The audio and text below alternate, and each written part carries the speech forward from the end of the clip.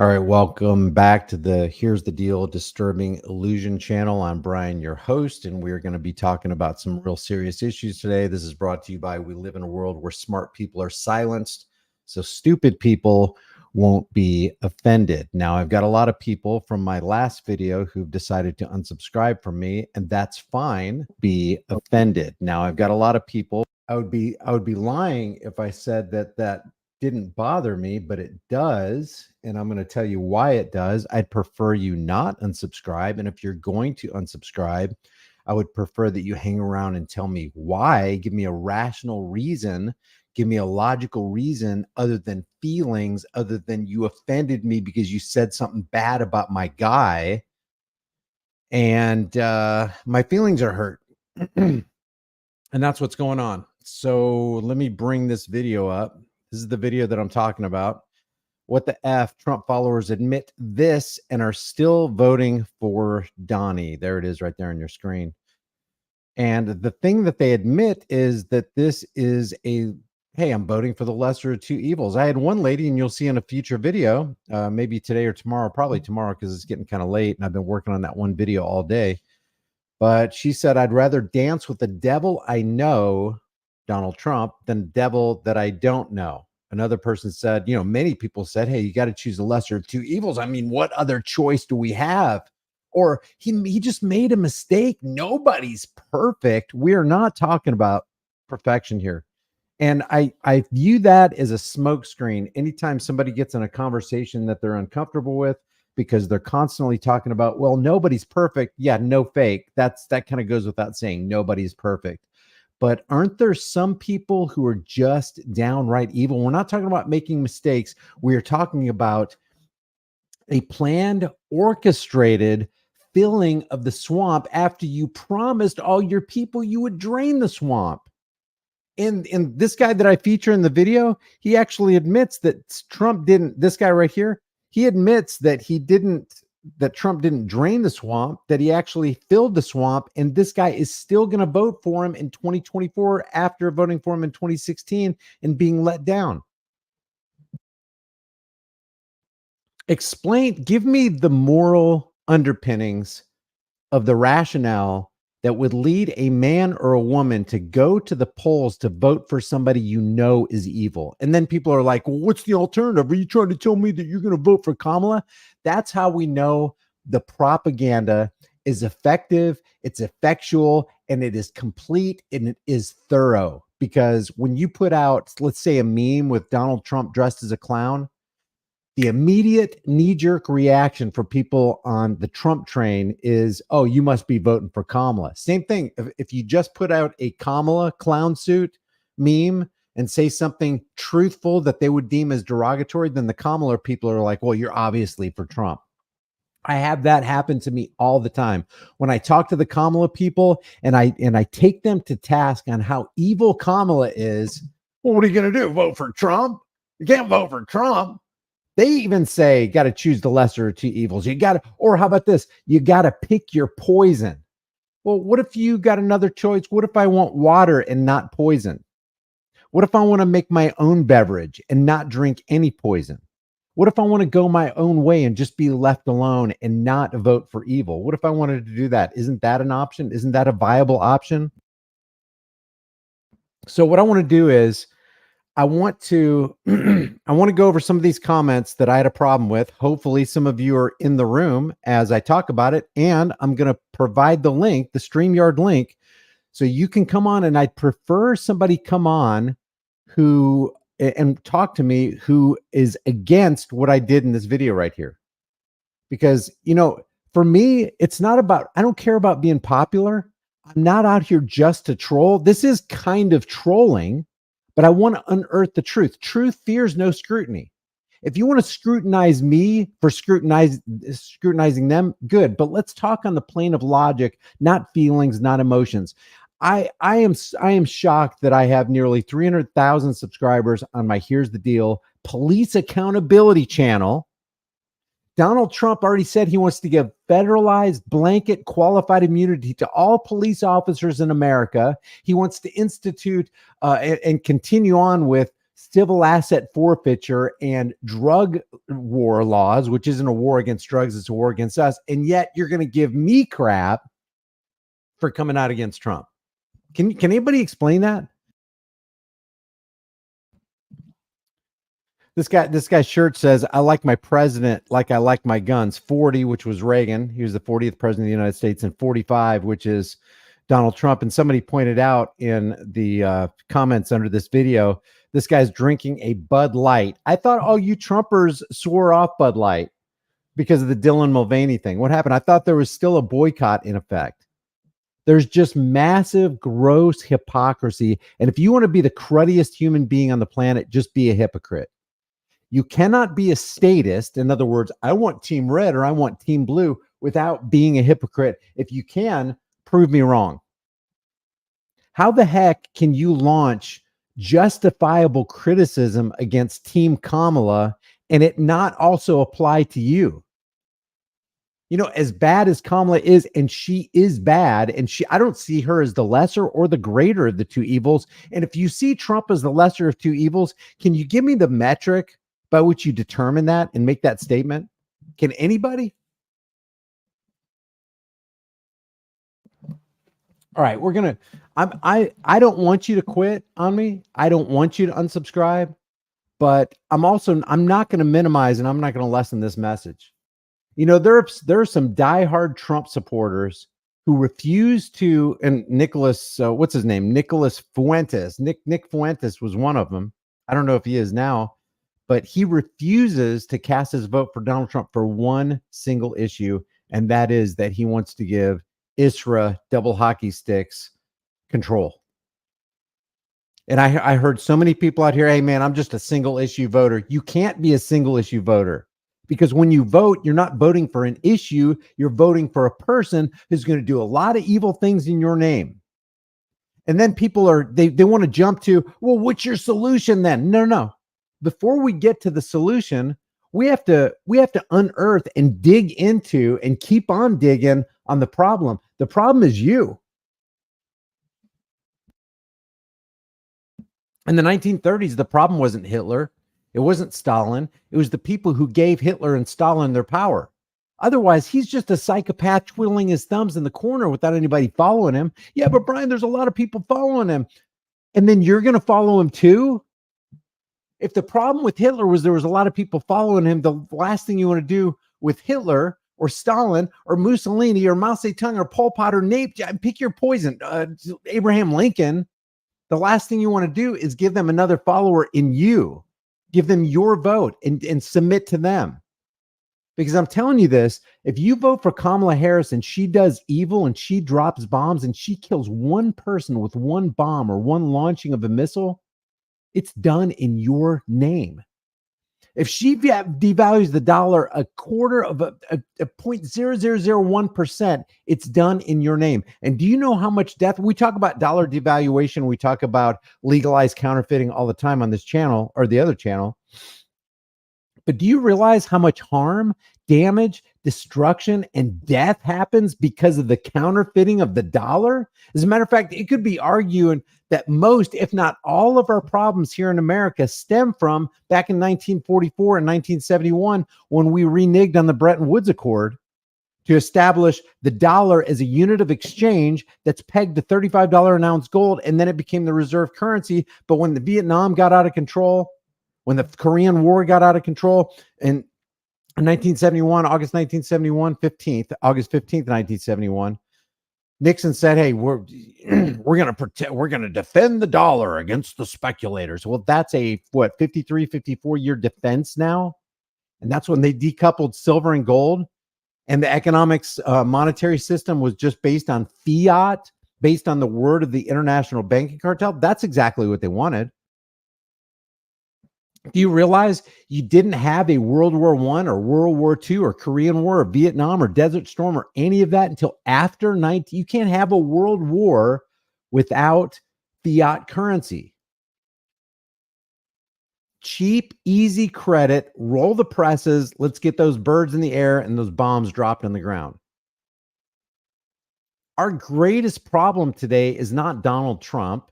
It's not Ted Cruz. It's not Dan Red Flag Law Crenshaw. It's not Tim Walz. What do they call him? Tampon Tim. It's not Kamala Harris. It's the people who pull their strings. And how do we know Kamala Harris and Joe Biden and Donald Trump are getting their strings pulled by the international banking cartel? Because every single time the national debt goes up, your dollar gets devalued and that wealth goes somewhere. There's two sides to every trade. And if you're losing value through the hidden tax called inflation, somebody else is gaining it on the other side. I wonder who. It will not take a rocket scientist to figure out that the people who push the buttons and pull the levers at the Federal Reserve are the ones who are in complete control of Congress, of the state houses, of the senators, of the congressmen, of the presidents, of the justices. So I don't understand what people don't understand. A vote for Kamala is a vote for Donald Trump. A vote for Donald Trump is a vote for Kamala. Please make the case of the lesser of two evils, especially in light of Operation Warp Speed and $6.2 trillion in the CARES Act, this wild spending. It's like, hey, Donald Trump didn't make us take the VAXX. He sure as hell made you pay for it, though, and you're paying for it today. Every time you go to the gas pump, every time you buy food, every time you pay your rent, you're paying for that stimulus package. The government can't give you something without taking something from you. And a government that's big enough to give you everything you got is big enough to take everything you've got. If they give you what you want, they can take what you got. And it's all illusory anyway. I appreciate that, Freedom's March. I will read all the super chats at the end here, but I'm kind of incensed, but then on the other end of it, I kind of understand what's going on. But then, your knowledge can only carry you so far, and your experience can only carry you so far, and you can accumulate wisdom in this life. And yet, if you maintain some kind of semblance of sensitivity to humanity, you also have to realize that this is all still very shocking that the Edward Bernays of the world can actually control us like this. Let me just show you. And I've read this many, many times on the channel, on various channels that I've had. But really let this sink in. This guy is known as the father of public relations, or the father of propaganda, or the father of lies. Edward Bernays. He's the nephew of Sigmund Freud. And he said the conscious and intelligent manipulation of the organized habits and opinions of the masses is an important element in democratic society. This guy's already saying from the out, this is in his book called Propaganda. He's already saying from the outset that he's going to manipulate you. And he's been hired by the powers that shouldn't be to manipulate you. If you want to see how thoroughly and how quickly and how easily Edward Bernays was able to manipulate women back in the 1920s, specifically to smoke cigarettes, because he was hired by the tobacco company to play out that propaganda campaign, and he did it all without the internet. If you want to see how complete and how thorough and how easy it was for him to manipulate the minds of all these women who are marching in the streets, lighting torches of freedom, listen to Edward Bernays. You can see it. Last I checked, it was still on YouTube. You can pull up the YouTube Edward Bernays tobacco propaganda video or something like that. And you can see how easy it is to manipulate before the advent of the internet. Now, how much more easy it is it with Facebook and Twitter and Instagram and TikTok and YouTube? What was it that guy said that helped Mark Zuckerberg establish and create Facebook? He said, basically, we created a dopamine feedback loop. We knew that we could feed the people this thing, and if we gave them a little reward, like Pavlov's dog, they'll just keep coming back, and they'll just keep feeding the algorithm. And then we'll create algorithms. The more people we get involved, and then we can sort people out, and we can find out what their habits are, what kind of character they have. We can motivate them and move them to vote, and who to vote for, and what kind of things they should like or dislike, what kind of clothes they should wear, what kind of foods they should eat, what kind of places they should go to. This is how they manipulate you, and this is what Edward Bernays is talking about. He said, those who manipulate this unseen mechanism of society constitute an invisible government from which is the true ruling power of our country. Did you hear what he said? Those who manipulate this unseen mechanism of society constitute an invisible government, which is the true ruling power of our country. Let's pretend that's true. Let's pretend that there are people behind the curtain who are actually animating the Republican and Democrat puppets, whether they're presidents or congressmen or senators. And let's say they create a show where there's antagonists and protagonists. Sometimes the protagonist, the good guy, does good things, and then they give you breadcrumbs. Give them bread and circus, as Voltaire said, and they shall never revolt. It's the same exact script with a little bit of different twist in politics as it is with WWE. As a matter of fact, look at episode 6, the first 10 minutes, maybe even the first 7 minutes of episode 6 of the Netflix documentary. I think it's called Mr. McMahon. It's about Vince McMahon. And, this guy is an absolute psychopathic, narcissistic, damn rich liar. But in episode 6, it talks about Donald Trump. And one of the ladies made some kind of comment. This is a paraphrase, but she said, basically, we instituted the wrestleification of the White House. That's exactly what they've been doing for years. You don't even need WWE to see it. But it says we are governed. We are governed. What does governed mean? What is the synonym for governed? It is controlled. We are controlled. We are governed. Our minds are molded. Our tastes formed, our ideas suggested largely by men we have never heard of. You know how we always talk about the richest man in the world is Elon Musk, followed by this guy, followed by this guy. I don't even believe that for a second. If Elon Musk does have the command of $230 billion worth of assets, and Bill Gates has $200 billion, and King Faisal of Saudi Arabia has X amount. If you know their names, they're probably not the ones in power. They're way up there on the food chain as far as puppets go, but they're not the supreme masters who are taking those puppets out of the box and animating them. There is an unseen force, an unseen mechanism. And how they get it all to work is by demoralizing you. That's the only way they can do it. Matter of fact, just before I continue on with this quote right here, Samuel Adams said that a general dissolution of principles and morals will more surely overthrow the liberties of America than all the force of the common enemy. While the people are virtuous, they cannot be subdued. Once they lose their virtue, they'll surrender their liberties to the first external or internal invader. You know who your biggest enemy is? It's not Donald Trump, Kamala Harris, or the guys behind the curtain that you don't know the names of. Your greatest enemy is you. If you remain in ignorance, especially willful ignorance, like these people did out here in this, let me just bring this back up. Like these people did out here at this rally, or like the Kamala Harris people do at their rally.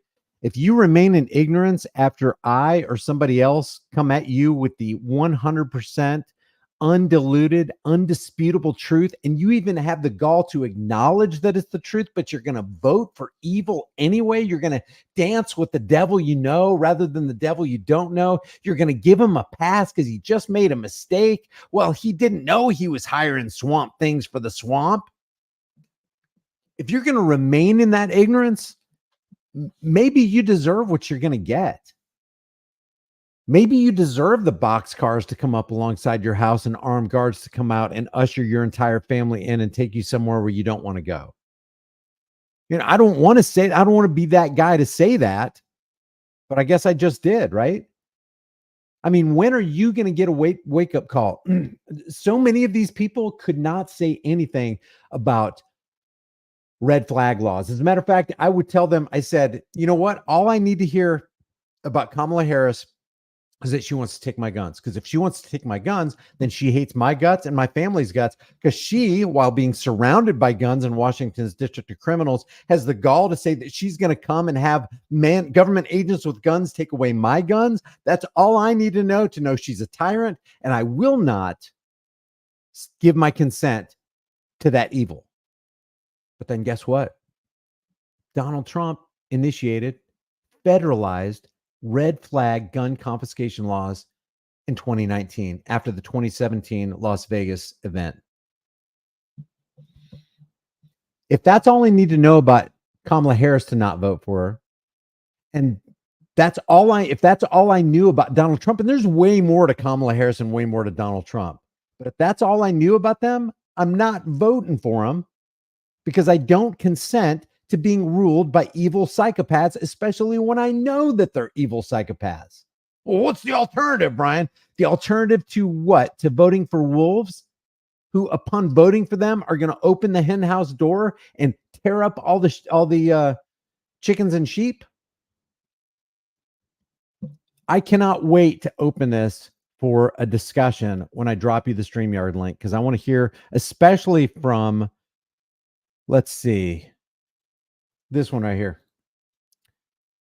If Trump is so bad, we shouldn't vote for him. Who should we vote for? Who, children, should we vote for? Kitties? What teacher shall we have? Hens? Chickens? What wolf shall we have? Sheep? What sheepdog should we have preside over us? That looks like his sheepdog coat is slipping. It looks like he's a wolf too.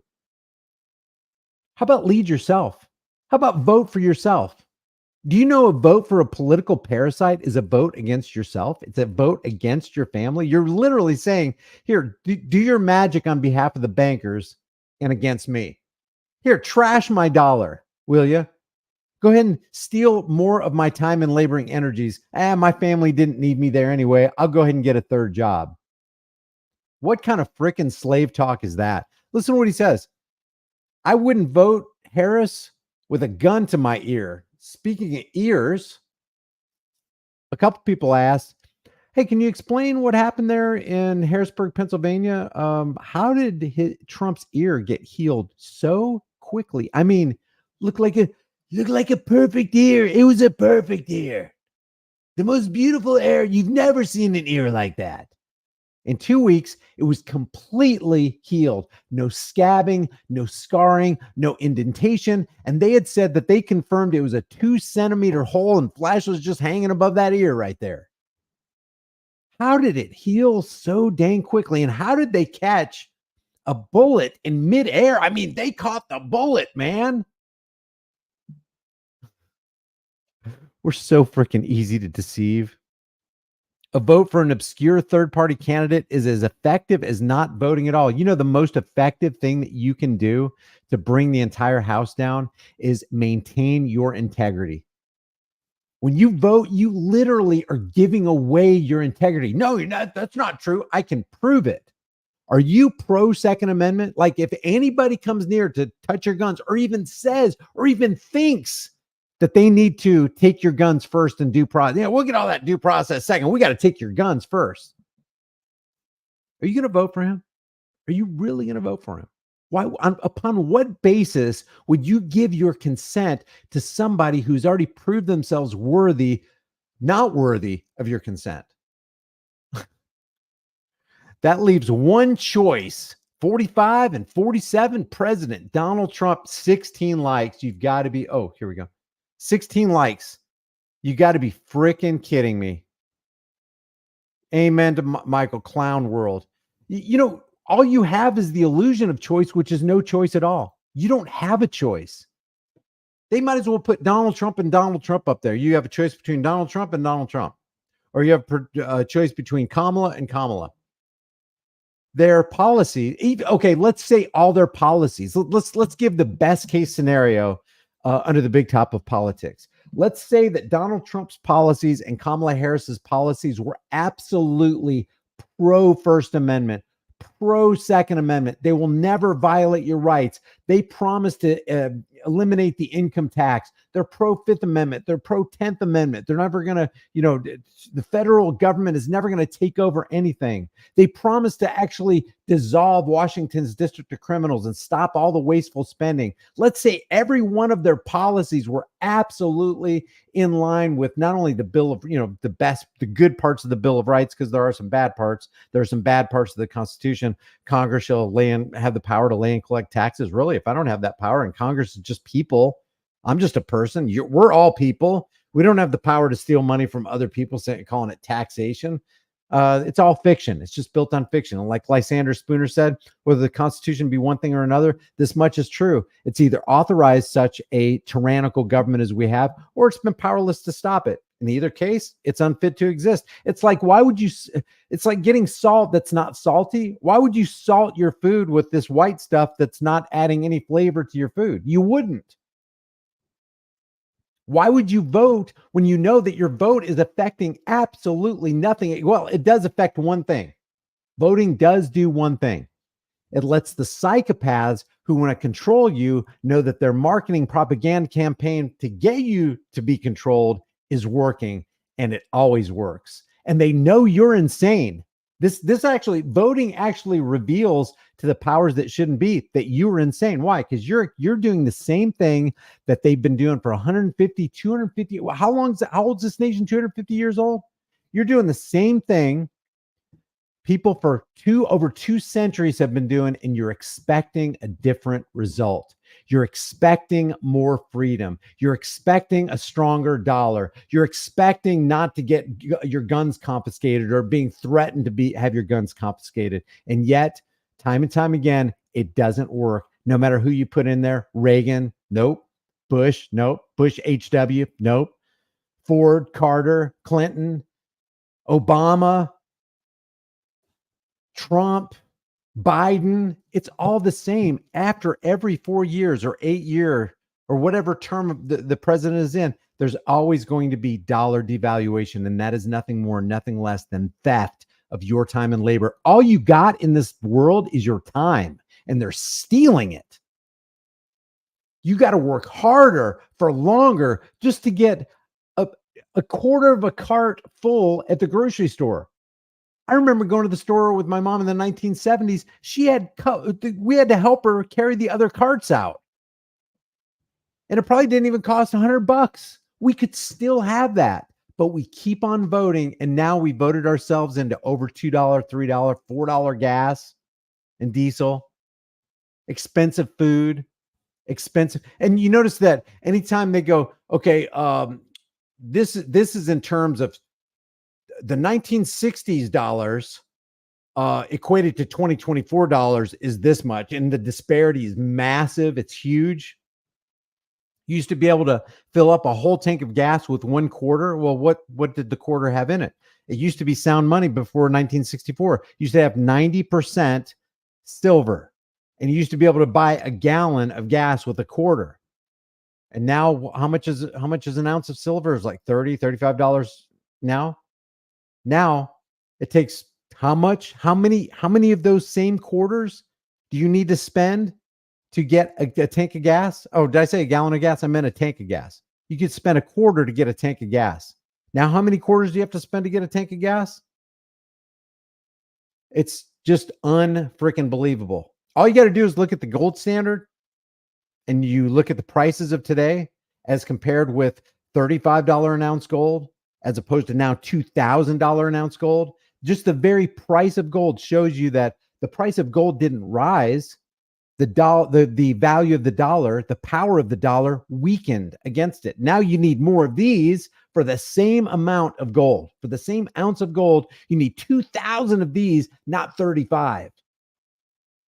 And it almost immediately went up after Nixon closed the gold window. Look at the graph on that. Look how much gold was on October 14th, 1971. And look how much gold was on October 15th, 1972. It immediately bumped up, and it's never looked back since. You've never seen $35 an ounce gold or under $100 an ounce gold after the 1970s. Never. And you never will. Not as compared with the dollar.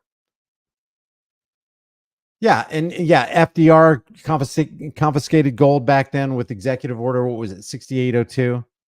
Uh, I don't know. It's one of those. So let's get back to here. Yeah, honor your oath weighed in, and he's got a good reminder here that I haven't even covered yet here. Take the guns first, give them due process. I think I did touch a little bit on that. But when you're voting for Donald Trump, you're voting take the guns first, due process second.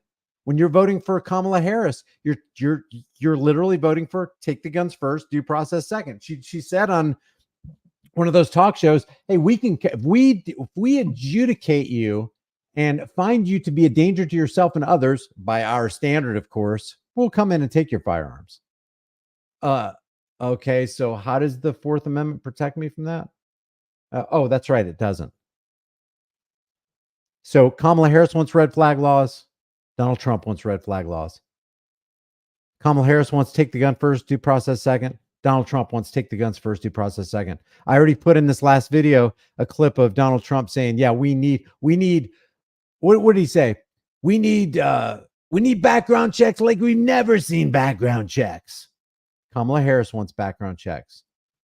From the Second Amendment perspective, what is the frickin' difference? There is none. And even if one of them lied and said, "We're not taking your guns, we're not doing red flag laws, we're not doing background checks," you can't believe them because they're liars.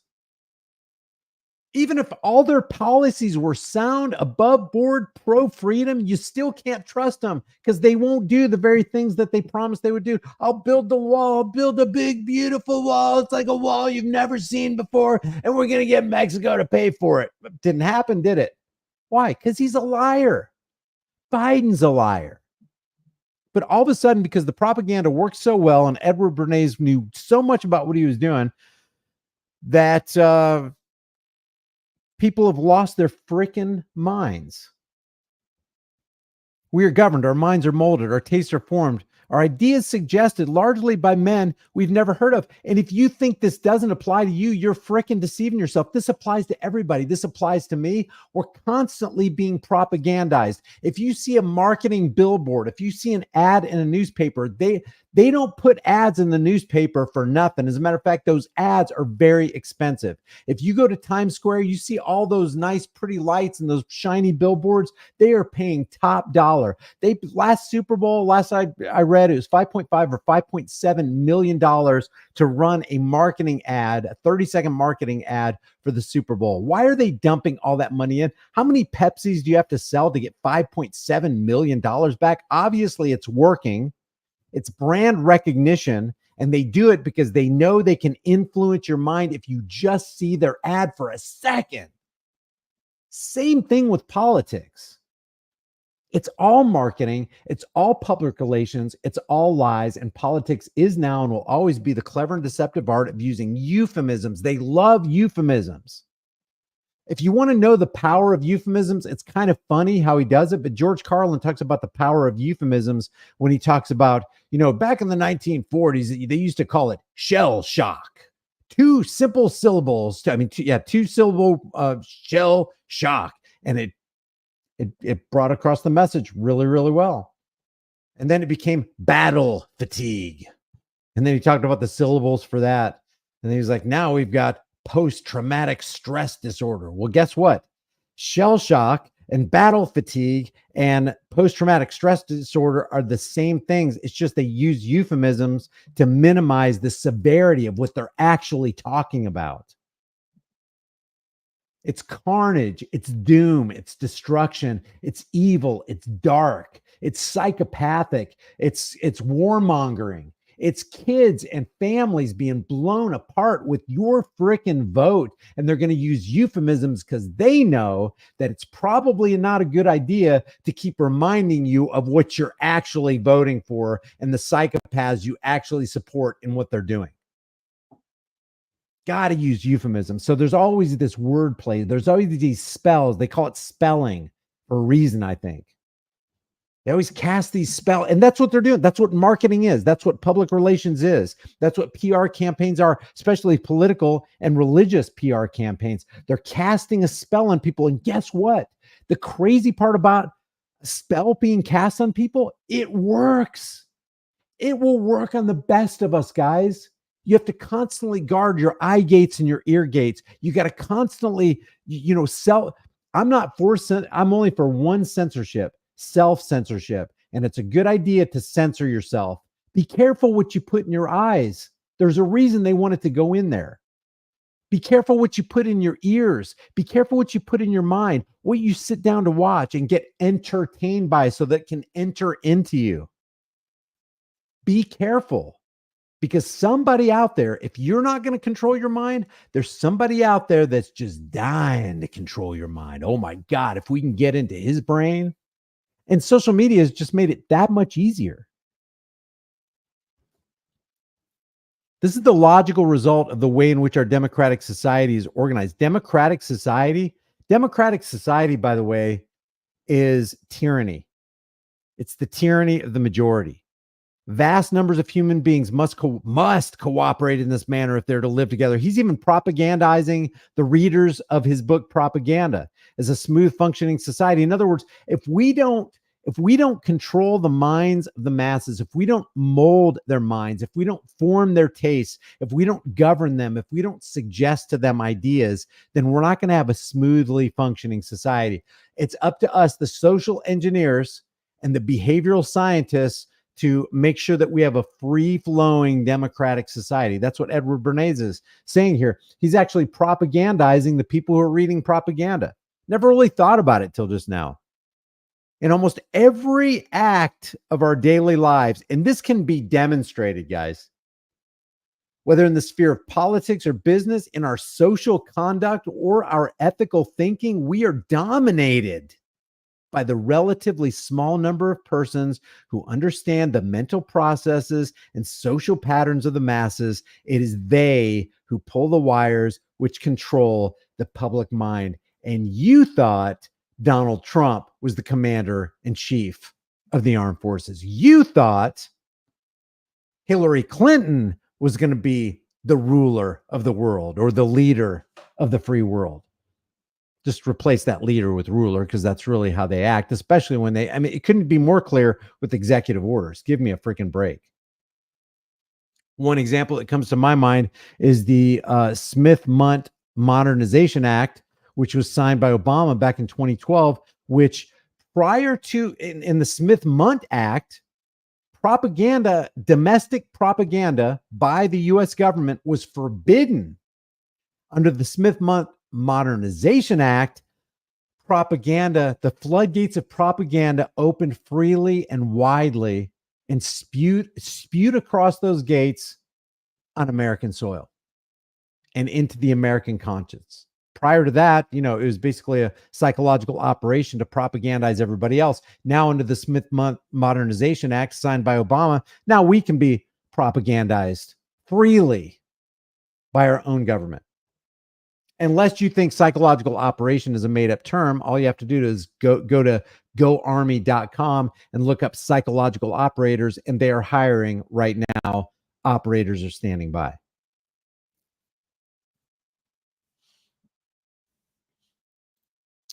I mean, yeah, Harry, I agree with what you're saying, but my plea is to, I don't want followers. I just want people, learners. I'm a learner. You're a learner, a researcher. What do you do when you come face to face with something that conflicts with your own conscience, with the morals that are rock solid, like don't do to others what you would want done to you, don't treat anybody in a lesser way than you want to be treated, knowing that it's never right to initiate unjust force and violence on peaceful people who haven't done anything wrong, knowing that nobody has a higher claim over your life and property than you. If you have those three, you have the building blocks of a sound foundation and a moral underpinning that cannot be assailed.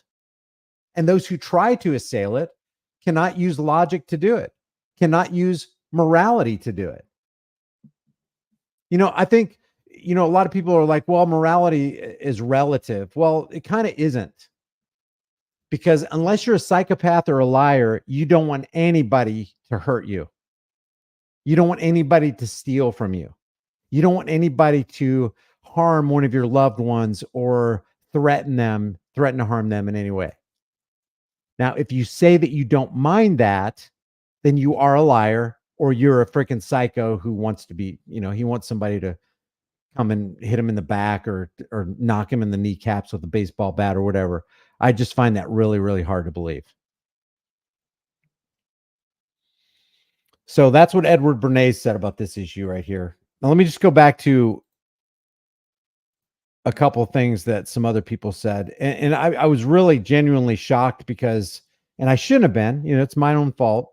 I was genuinely shocked that anybody would, especially on the Here's the Deal police accountability channel, actually come against me for standing against Donald red flag law Trump, Donald civil asset forfeiture Trump, Donald federalized qualified immunity for all police officers in America Trump. I'm just a little bit taken aback. Let's see.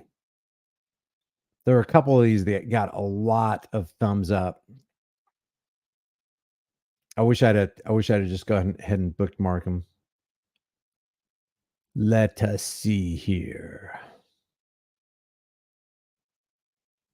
I like what this guy says.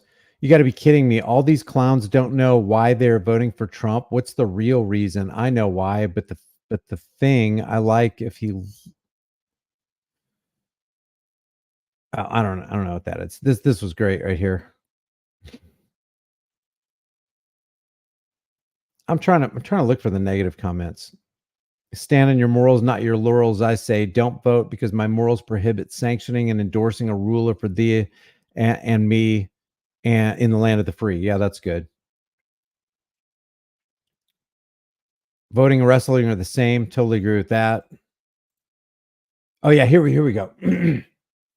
This person says, Brian, why are you doing this? If it's for the popular vote, I understand, but you know as well as I do that even if an entire state is 100% one candidate, if that state's electoral candidate from the electoral college votes for the other, there's not a damn thing anybody in that state can do. The people do not have the power to elect a president.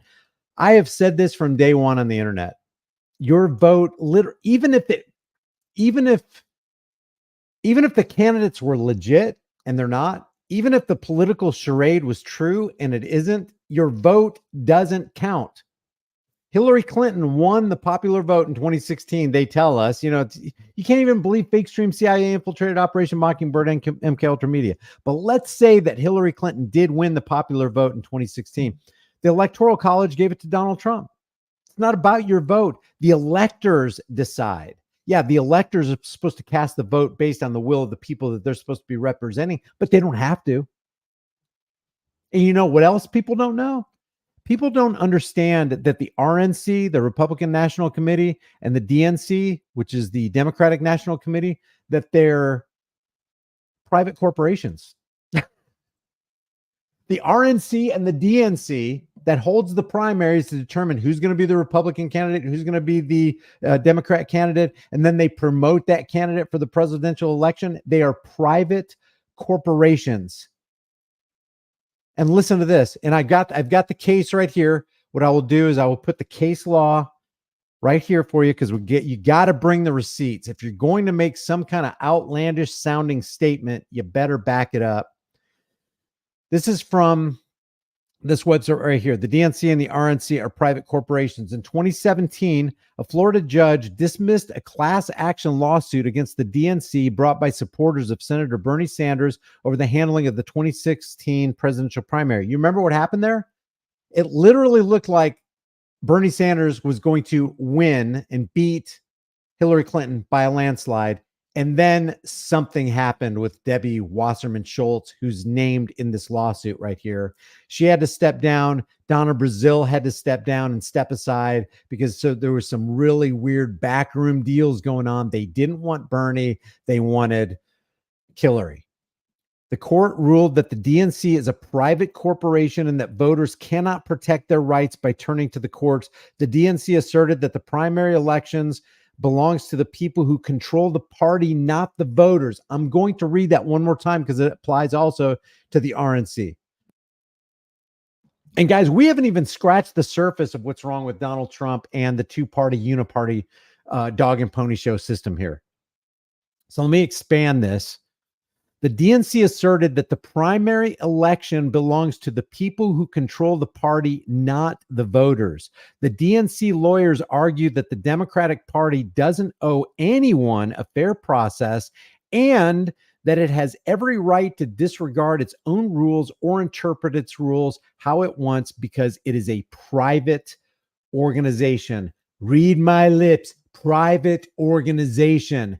DNC, private. RNC, private. It's not about the voters. It's about the people who control both parties. And I haven't seen it yet, but I would not be surprised if the owners of the RNC Corporation were the same owners of the DNC Corporation. Says right here, both the Republican National Committee and the Democratic National Committee are private corporations and each have complete control over the business and activities of their organizations. Here's the lawsuit right here. It is Carl Wilding because it is one of the supporters of Senator Bernie Sanders.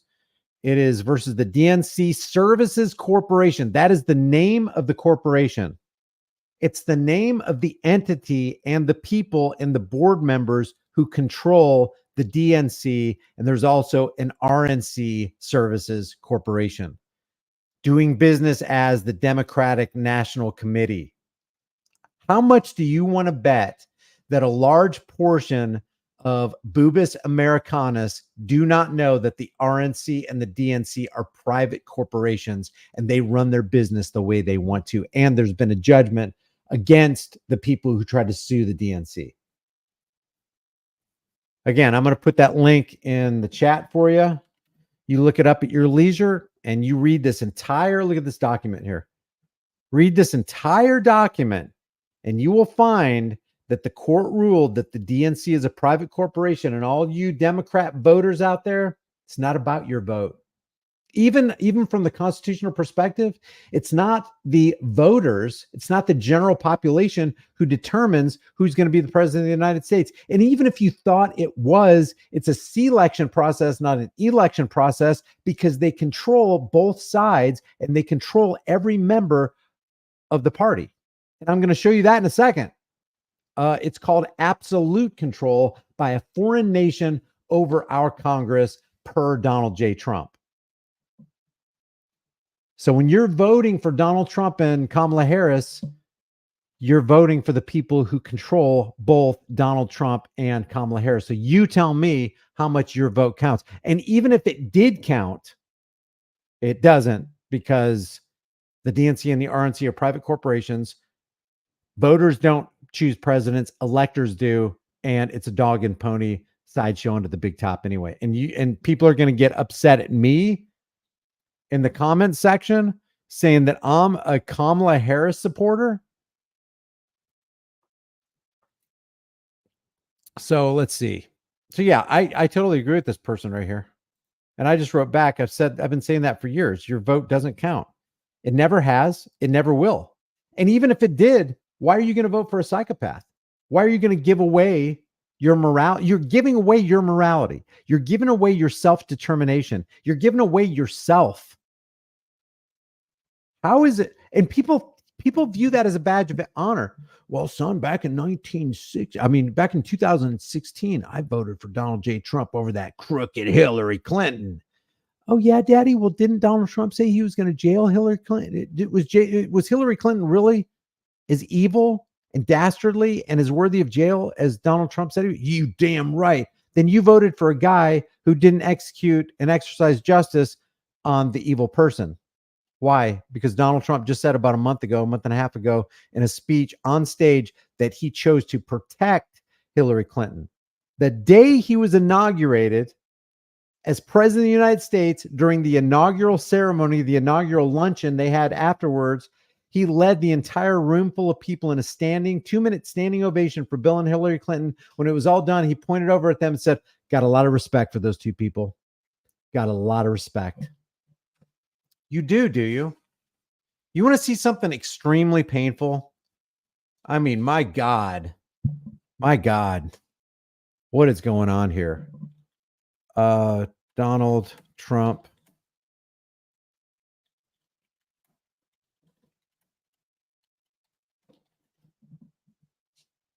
Yeah, here you go. Let's just watch it. Thank you very much, Mitch and Paul and our great vice president. Hey, Trump supporters, listen up, because this is who you're voting for. This is who you're voting for. I don't think anybody wants to hear me speak anymore today, right? So we'll cut it short. But we have so many of our cabinet members here. I see a couple of them. Even Chuck likes general listing talk. We're going to do just fine. We're going to do just fine.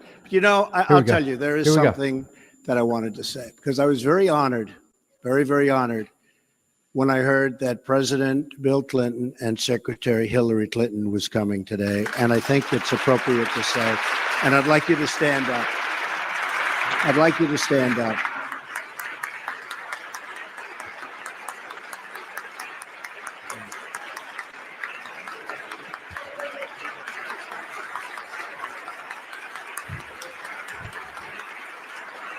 Beacon, I really hope that when I drop the link for the StreamYard link so that you can chat, that you can actually come on board and make your case. Brian has nothing in common with our founding fathers. I'm not a Freemason. He is just a demoralizing nihilist. Because you want free markets, sound, honest money, and a competing currency and a competing market, you're a nihilist. Wow. Listen how long this standing ovation is. It's truly ridiculous and sickening.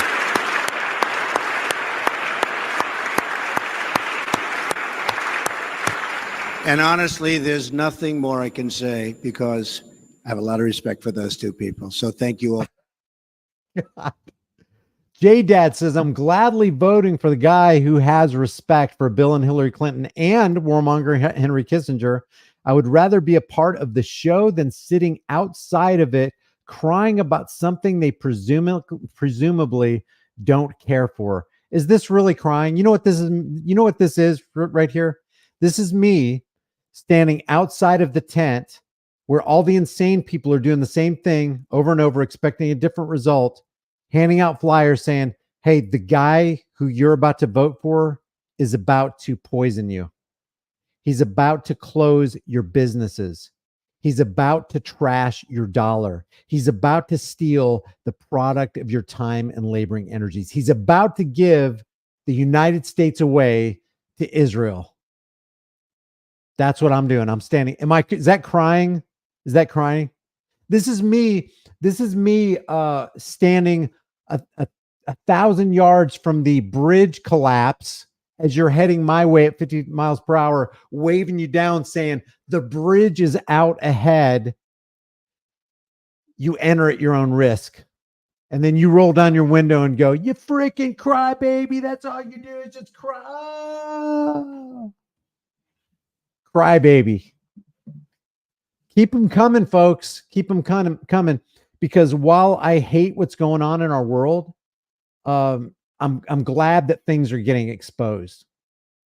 Sometimes you got to take off the bandage to tend to the wound, and you got to take a look at how bad the wound actually is, instead of hiding your eyes from it and sticking your head in the sand like an ostrich, pretending like this problem is going to go away. We're talking about Mr. Federalized Qualified Immunity. You're going to vote for that? You're going to tell me it's not better to not vote for that than to actually vote for that? And then when it happens with your consent? Can anybody explain that? Anybody? And here, you want to see something else crazy? Here, how about this? Trump praises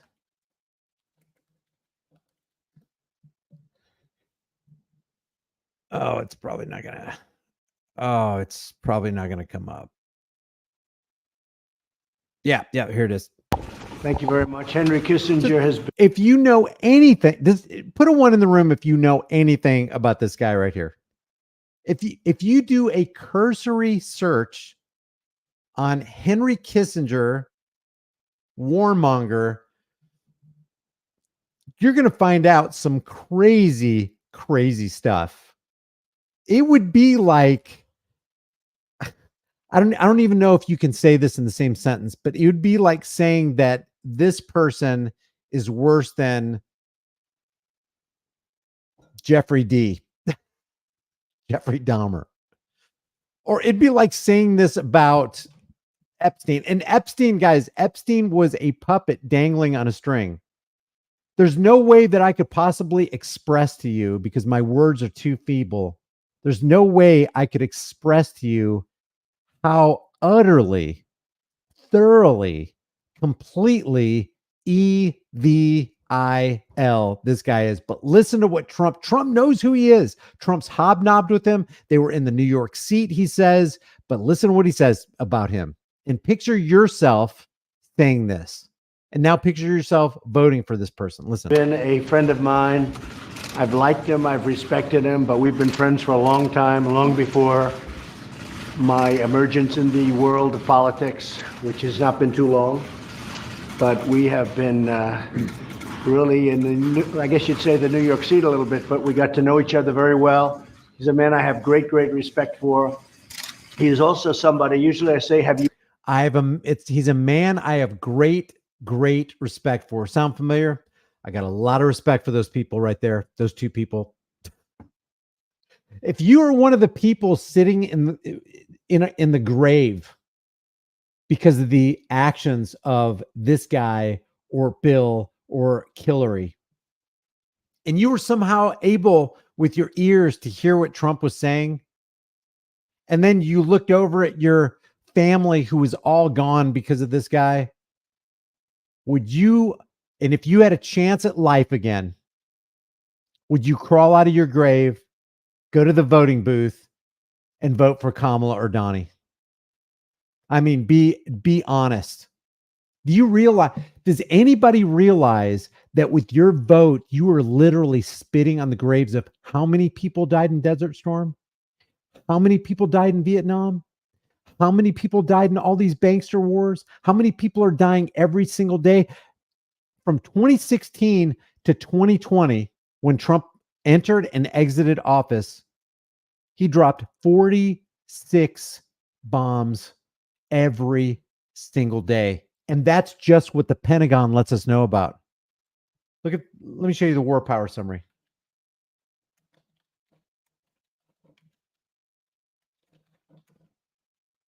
Oh, wait, that's not. Let's see.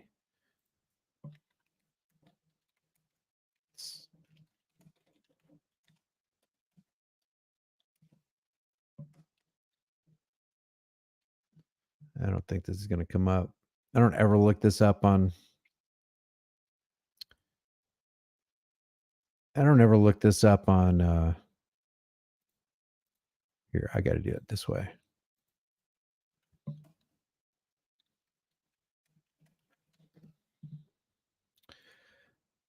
This is from iaffairscanada.com.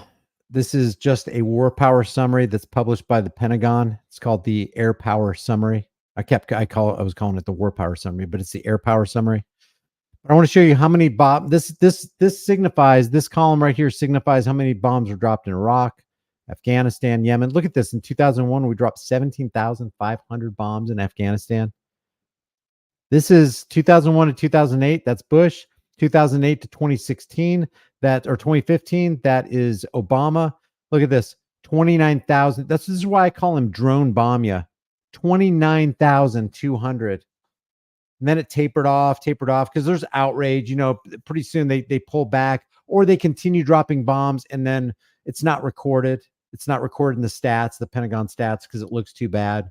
And we don't want to let the American people know that the government functionaries are profiting and making defense contractors a whole lot of money.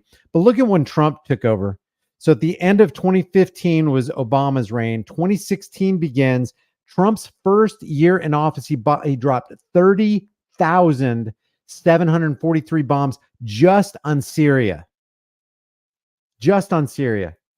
Went down in Afghanistan, and it went up in Iraq. And then just keeps on going. Look at this. 39,000, 4,300, 15,000 on Iraq. Or I'm sorry, that's Yemen. That last column is Yemen. But, people take great pride in saying, well, Trump didn't start any wars. What do you call dropping a bomb and launching a missile? Maybe you didn't technically declare a war, but aren't you committing war against other people when you drop a bomb or launch a missile that destroys a whole lot of people or launch something from a drone like Obama used to do? Remember what Obama said? He was like, if somebody wants to come near my daughters, I got 2 words for you. Predator drone. Predator drone. He loved that. They love to say that kind of stuff in public because that's the kind of stuff they do. And when they reveal themselves, hey, take their word for it. So every bomb that they drop, Trump can say all he wants to. He wants to end the war in Ukraine. He wants to cause peace between NATO and Russia and Ukraine and China. But when he starts dropping bombs, if he drops one bomb that destroys one child, it was done in your name. If he devalues one single dollar, he did it in your name and with your approval and with your consent. This is what makes it so disgusting. We are literally talking about the breaking of a federal law. These people, these narcissistic political parasites.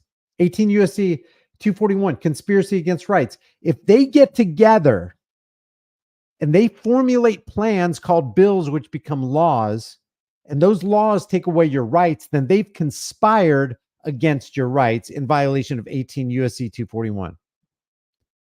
2 or more persons, and I don't care if they're Republican persons, Democrat persons, I don't care if they're female persons or Indians, or now they declare themselves black. I don't care if they were former Republican Democrats and now they're Republicans and they got this nice hair and a spray tan. If 2 or more spray tanned, formerly Indian, now black individuals conspire to injure, what was Operation Warp Speed? Oppress. What is raising and lowering of the interest rates and messing with the money supply? Threaten. What is red flag laws? And I like take the guns first, due process second, or intimidate any person in any state, territory, commonwealth, possession, or district in the free exercise or enjoyment of any right or privilege secured by the Constitution. It says down here, they're supposed to be fined, they're supposed to be imprisoned, or both, or maybe sentenced to DEATH. That's how serious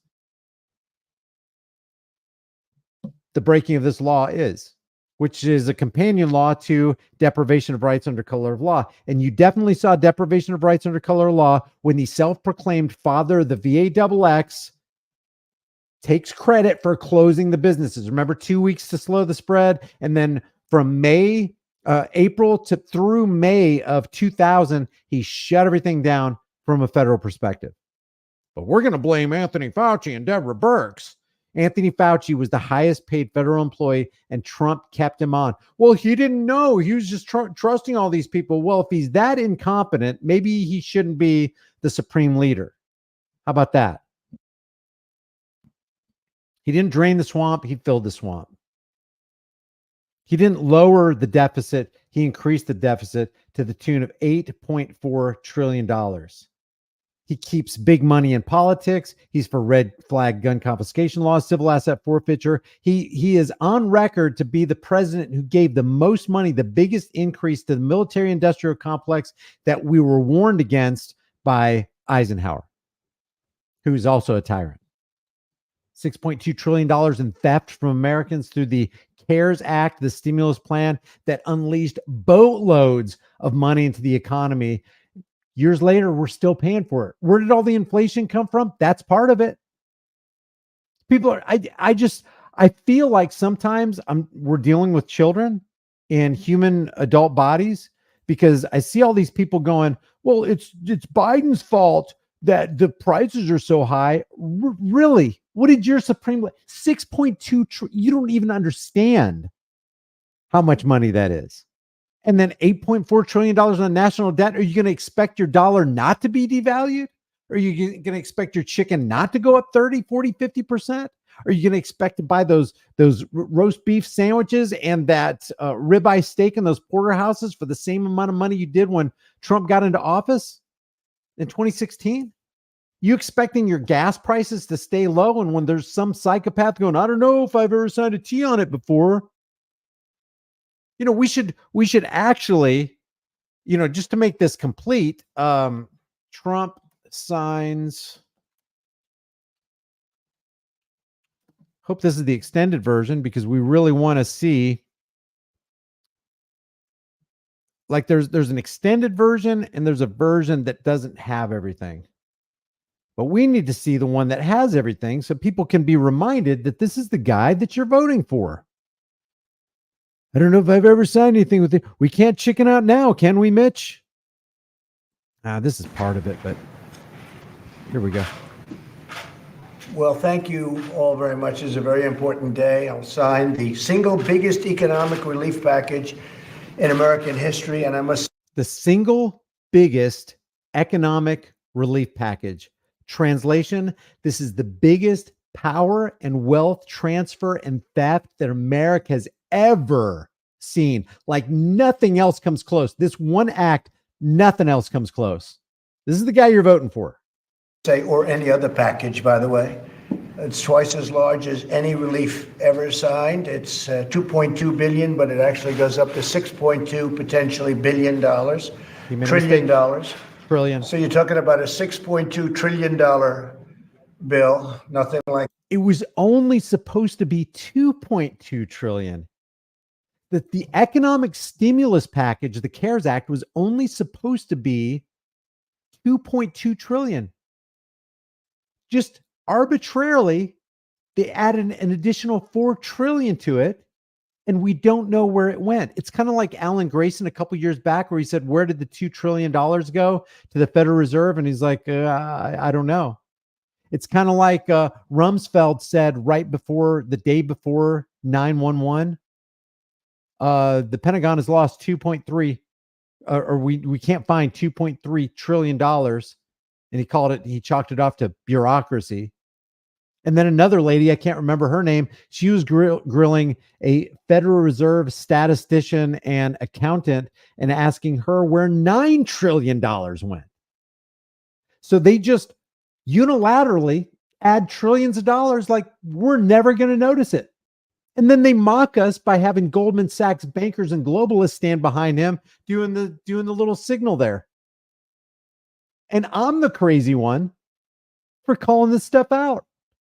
I'm the crazy one for saying, first of all, voting for the lesser of two evils is still voting for evil, but can you make a statement that this guy is the lesser of two evils? You know what I would almost rather have if we're going to have a freaking supreme ruler? Hey, just lay it on us. Just tell us we're taking your guns. You can't have any guns. We're taking all the ammo. The ammo is not available to anybody, and we're going to bring the boxcars. I'd rather have that. That way, all the deception is gone, and all this Kool-Aid drinking is done. And then people are going to really take sides and go, nope, no, I'm standing against this. Even if I don't make it through this, I'm going to do the right thing. Well, guess what? You don't have to wait for that to happen because it's happening right now. It's only happening with circus and juggling clowns, and you're buying the popcorn and you're not sipping, you're funneling the Kool-Aid. It's like, I'll take all the Kool-Aid I can get. I asked so many people out at that Trump rally, is there anything, and I asked Kamala Harris supporters this too, is there anything your guy, your gal could do to keep you from voting for your guy or gal? No, this is the most important election of our lifetime. We don't have time to fool around. Even if he is the lesser of the two evils, I'd rather dance with the devil that I know than the devil that I don't. That's the answer that I got. And I got to sit here and pinch myself wondering if I'm actually, am I dreaming? Is this really actually happening? And then people are going to unsubscribe from my channel because I'm saying, no, guys, we got to do the right thing and stop voting for evil psychopaths. It's almost like, are you guys kidding? If there was a choice, if Ted Bundy and Jeffrey Dahmer were this is literally what people are saying. If Ted Bundy became a successful politician, if Jeffrey Dahmer became a successful politician and they ran against each other, you're going to tell me that you're going to vote for the lesser of two evils? How are you going to determine which of those two is the lesser of two evils, first of all? And second of all, how are you going to morally justify to anybody? You don't have to even justify it to me. How are you going to morally justify to anybody that voting for evil is ever a good idea? Trusting a politician is like trusting Jeffrey Dahmer with your kids or Epstein. I'm just like, even now, me talking about it, I can't even believe I'm talking about this. You got the internet like I got the internet. You can do research like I do research. It doesn't really take much. Look up Trump red flag laws and then look up the definition of red flag laws and look up the repercussions of red flag laws. This is something that I was telling people out there. Let me show you this. Let's see. Maryland red flag law death. The first guy that died from the initiation of a red flag law happened to be a veteran. They did it at 5:17 in the morning in Fernandale, Maryland. It says a 61-year-old man is dead after he was shot by an officer trying to enforce Maryland's new red flag law, his new Donald Trump red flag law. This is 2018, guys. This is November 2018. This is during the reign of Donald Trump. In Ferndale, Monday morning, says Anne Arundel County Police confirmed the police-involved shooting happened at the 100 block of Linwood Avenue around 5:17. According to police, 2 officers served a new extreme risk protection order. That's what a red flag law is. A Maryland protective order to remove guns from a household, shot and killed the man listed on the order. Under the law, family, police, mental health professionals can all ask for the protective orders to remove weapons. And you know what? You know what the most insidious part is on this? It can be done anonymously. Somebody that you don't even know, have never harmed in your life, wouldn't dream of harming, can freak out because you're in the grocery store, open carrying, and they could just make up a story about you, and they could call the local police department and say, I have reason to believe that this person is a danger to himself and to others.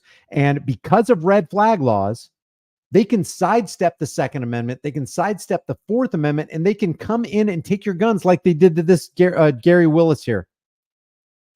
That man was identified as Gary Willis of the same address. Officials said Willis answered the door while holding a handgun. As well, he has the right to do because it's his property. And who the hell comes to your door knocking at 5:17 in the morning anyway? Smart move, police department. That same level of policing and police department, Trump wants a federalized qualified immunity blanket to cover, in addition to the qualified immunity they already have. Willis then placed the gun next to the door. When officers began to serve him the order, Willis became irate and grabbed his gun. One of the officers tried, because they were making a threat to him that they're going to take his guns, and they didn't have probable cause. And they were able to get a warrant based on no probable cause. Just hearsay. Gary Willis is a loon. He doesn't deserve to have guns. Send men with guns to his house. What could possibly go wrong? The second officer fired a gun, striking Willis. He died at the scene. And you can read the rest of this. There's also a news report. I think the captain back then or the police chief was a female. But that's what you're calling for. You're calling for the railroading, the steamrolling over the Second Amendment and the Fourth Amendment when you're asking for red flag laws, and both Donald Trump and Kamala Harris wants to do it. Now, while Donald Trump has not said anything about banning AK-47s, AR-15s, and high-capacity magazines, somebody in Trump's possible future cabinet wants to do that, and that's Tulsi Gabbard. Tulsi Gabbard signed on to the assault weapons ban, to ban AR-15s, AK-47s, and at least high-capacity magazines from every single innocent American who owns them. That's Tulsi Gabbard. I can understand why people like Tulsi Gabbard, but you cannot dance with tyranny. I don't care what form they take. Unfreaking believable that any of this has to be gone over. Okay, so let's watch this $6.2 trillion crazy spending bill. And this will deliver urgently needed relief to our nation's families, workers, and businesses. And that's what this is all about. And it got a 96-0. And I don't know, what was the number in Congress? Voice vote. The voice was fantastic. I think it's just as close. That's pretty amazing. That means every member of Congress stood against you in this wild, massive spending bill that America absolutely couldn't afford, that exacted tyranny on the masses and helped to shut down business and demolish the dollar. That's about the same thing, right, Kevin? Yes. So that's fantastic. But I want to thank Republicans and Democrats for coming together, setting aside their differences and putting America first. Actually, they set aside their differences, which aren't really differences at all, to converge and conspire against Americans. This legislation provides for direct payments to individuals and unprecedented support to small businesses. We're going to keep our small businesses strong and our big businesses strong. And that's keeping our country strong and our jobs strong. All right. Thank you all. Oh, they cut it out. They cut it out. So here he is, signing away your time and labor. That's what that signature signifies. And look at this. Look at this nonsense right here. This is a 5,800-page stimulus package. You think there might be any pork barrel spending in there somewhere? Or do you trust the politicians and this is all above board? It's not 1 or 2 pages. It's 5,800 pages. Good. I wanted that to be a nice signature.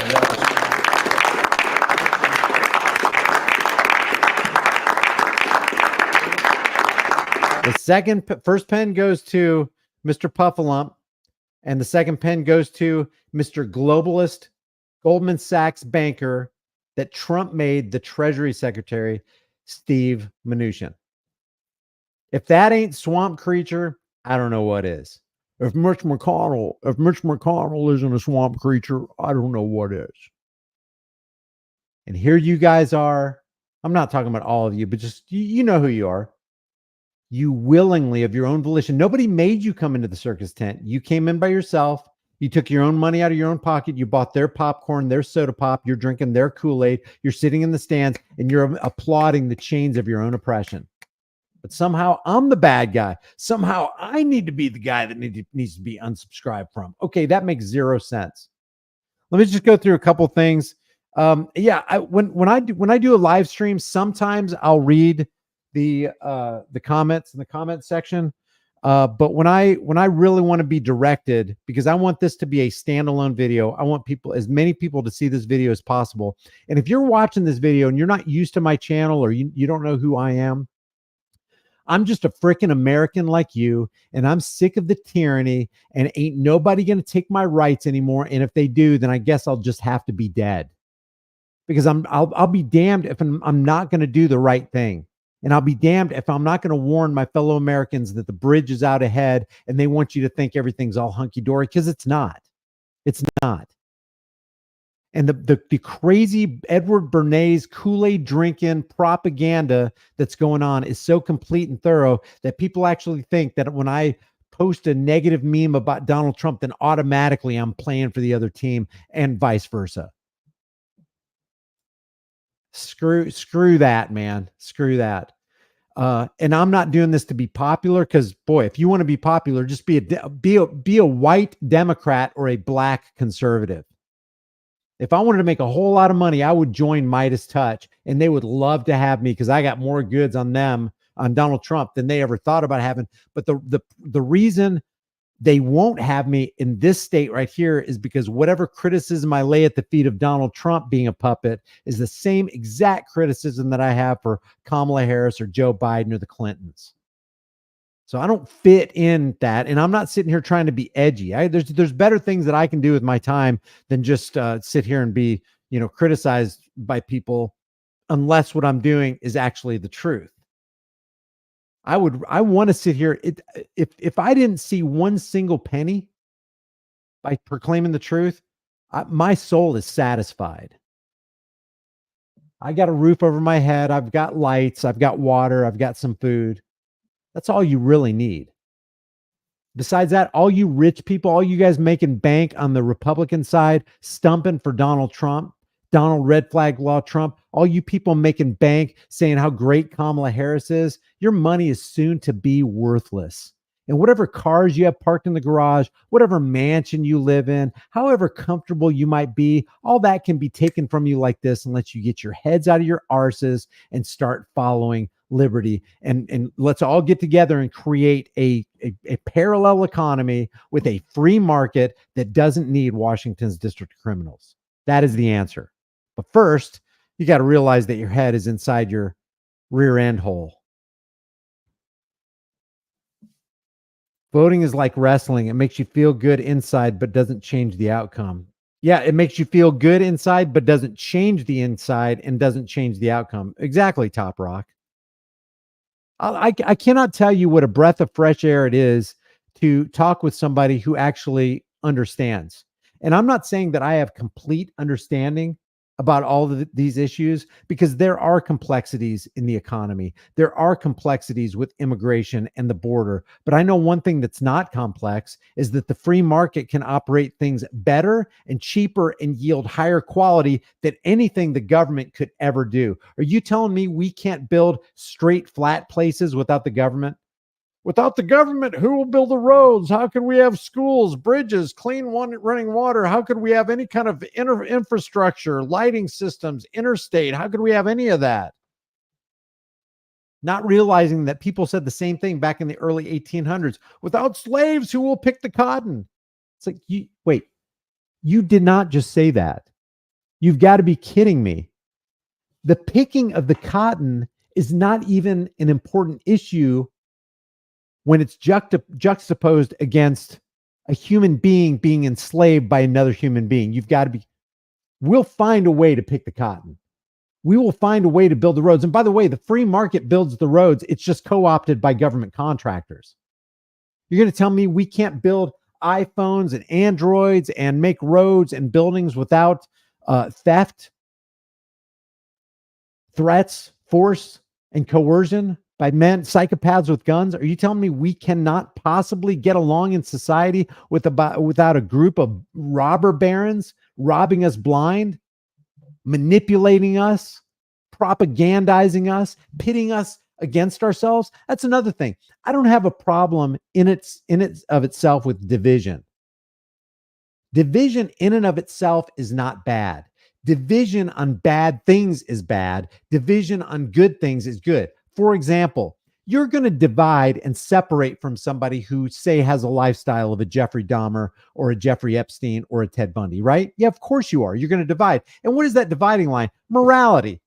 The buck stops here. I just found out you did what to a little person?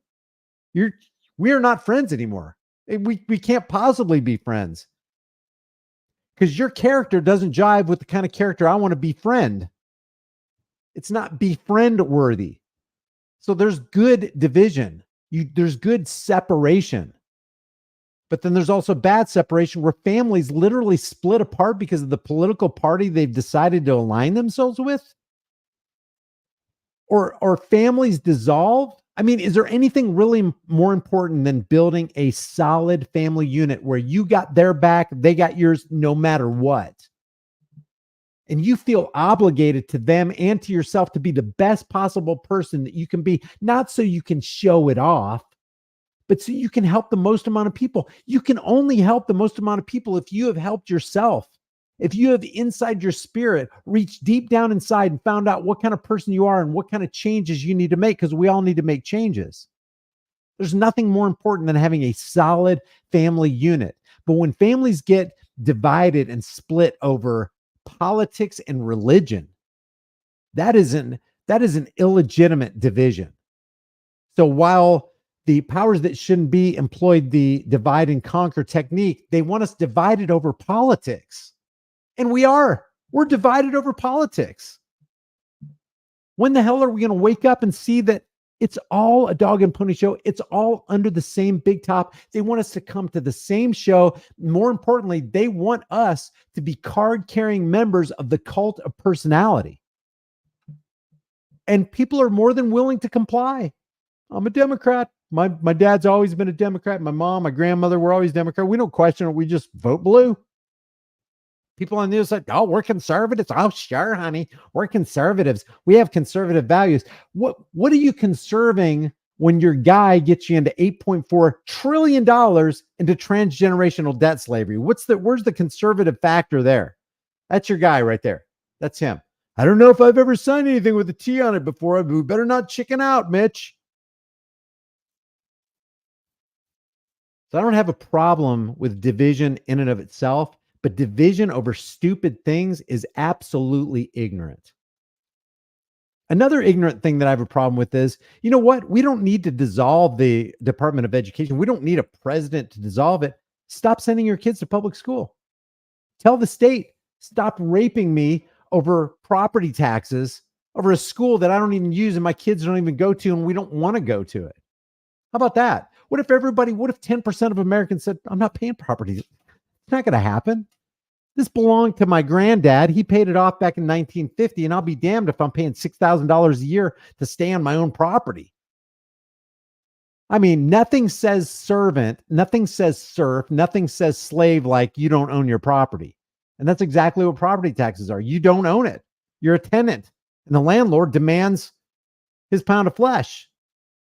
What if we all got together and said, you know what? I believe what Malcolm X says. Only a fool would deliver his children to an enemy to be taught by them. And if you think public school is the friend of your children, and then we have the gall to hand our kids over here, let me deliver my kid into the lion's den and complain that within the lion's den are books that we don't approve of. There are other lions in the pride that are teaching my kid things that, mess them up as far as, biology, simple biology, or Common Core math, or any of the other, or here, we're going to have some drag lions come into our den that you parents delivered your kids to so that we could take care of them. And we're going to have drag lions come in. You know what I'm talking about. And they're going to read stories to your kids in the library. And then we stand up at city council meetings and say, I demand that this book be taken off the shelf. And then they read these passages of absolute perversion. Have you seen it? It's psycho to me. Well, I can't afford it. I have to work. My wife has to work. We can't afford it. Then guess what? You're living too large. You're living too large don't tell me you care about your kids when you're handing them over to the lions. I can't afford it. I'm not going to. If I can put 5 kids through homeschool and graduate them at $8.50 an hour, living meagerly, dumpster diving, not asking for a handout from the government, then you can. Living in a 1976 single wide 760 square foot trailer, then you can do it. You can come up with all the excuses you want to, but when that kid's 20, whatever went into their brain is going to be solidified. Train a child up in the way he should go, and when he is old, he will not depart from it. Conversely, kids' minds and hearts are wet cement. You only have a window of opportunity to make your imprint on them. If you send them away to a 15,000-hour indoctrination program, what imprint do you think is going to go into their heart? And that's not to say that some of you who are products of the public school system, just like I was, won't be able to detach from that and get away from that. But you did it in spite of the 15,000-hour public school indoctrination program, not because of it. Capiche? You want to end the Department of Education? Stop sending your kids to the lion's den. Drag lions? Drag lion story hour? Come on, man. Serious? Imagine you're a hen. A hen and a chicken walking down, and you got these little chicks following behind. There's 4 little chicks behind you. And you pass by a building and it says The Wolf Education Institute. Hey, honey, I think it would be a good idea to put our little chickies in that Wolf Education unit. And she goes, that's a great idea. And why don't we both get jobs so we can have more chicken feed for ourselves, and we can have a bigger chicken coop, and we can have a bigger chicken mobile. Oh, you got the 2 cars. Maybe you got 3 cars.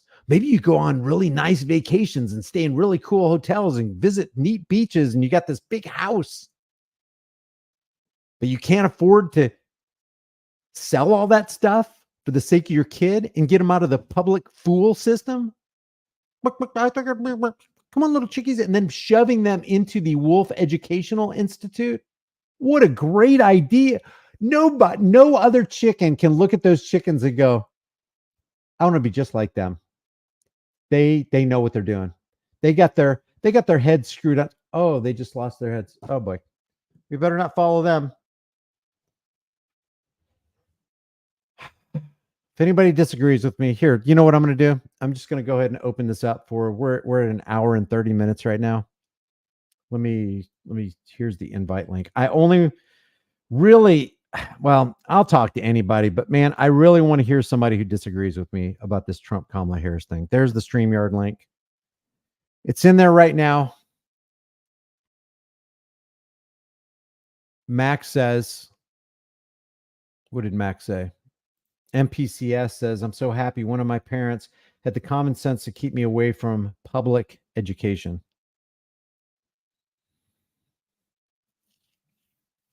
God, kids are so like wet cement, man. Come on, Brian. It's not like Baal can feed itself. The drag lions are just doing their part. There's a lot of people that disagree in here. Okay, let's hear them. All right, disagreement. Oh, man, I think I know who this is. All right, I need logic. All right, here we go. What's up, Chrisman? I think I've talked to you before. Chrisman's in the room. Can you hear me? Yeah, what's up, man? Can you hear me? I can hear you. Can you hear me? Okay. Hey, you recognize my name. That's kind of funny. Yeah, but I mean, it's in the back of my mind, but what we've talked before, right? Hello? Can you hear me? For some reason, I can't hear you. Guys in the chat, can you hear me and Chrisman? Put a 1 in the room if you can hear me and Chrisman. Because Chrisman can't hear me, but I can hear him. Okay, yeah, they're saying they can hear us both, man. I can hear you. All right. For some reason, I can't hear you. All right. I'll tell you what. Why don't you go? You can hear me? I can hear you, but why don't you go back, go out, and then come back? Because I do want to talk to you.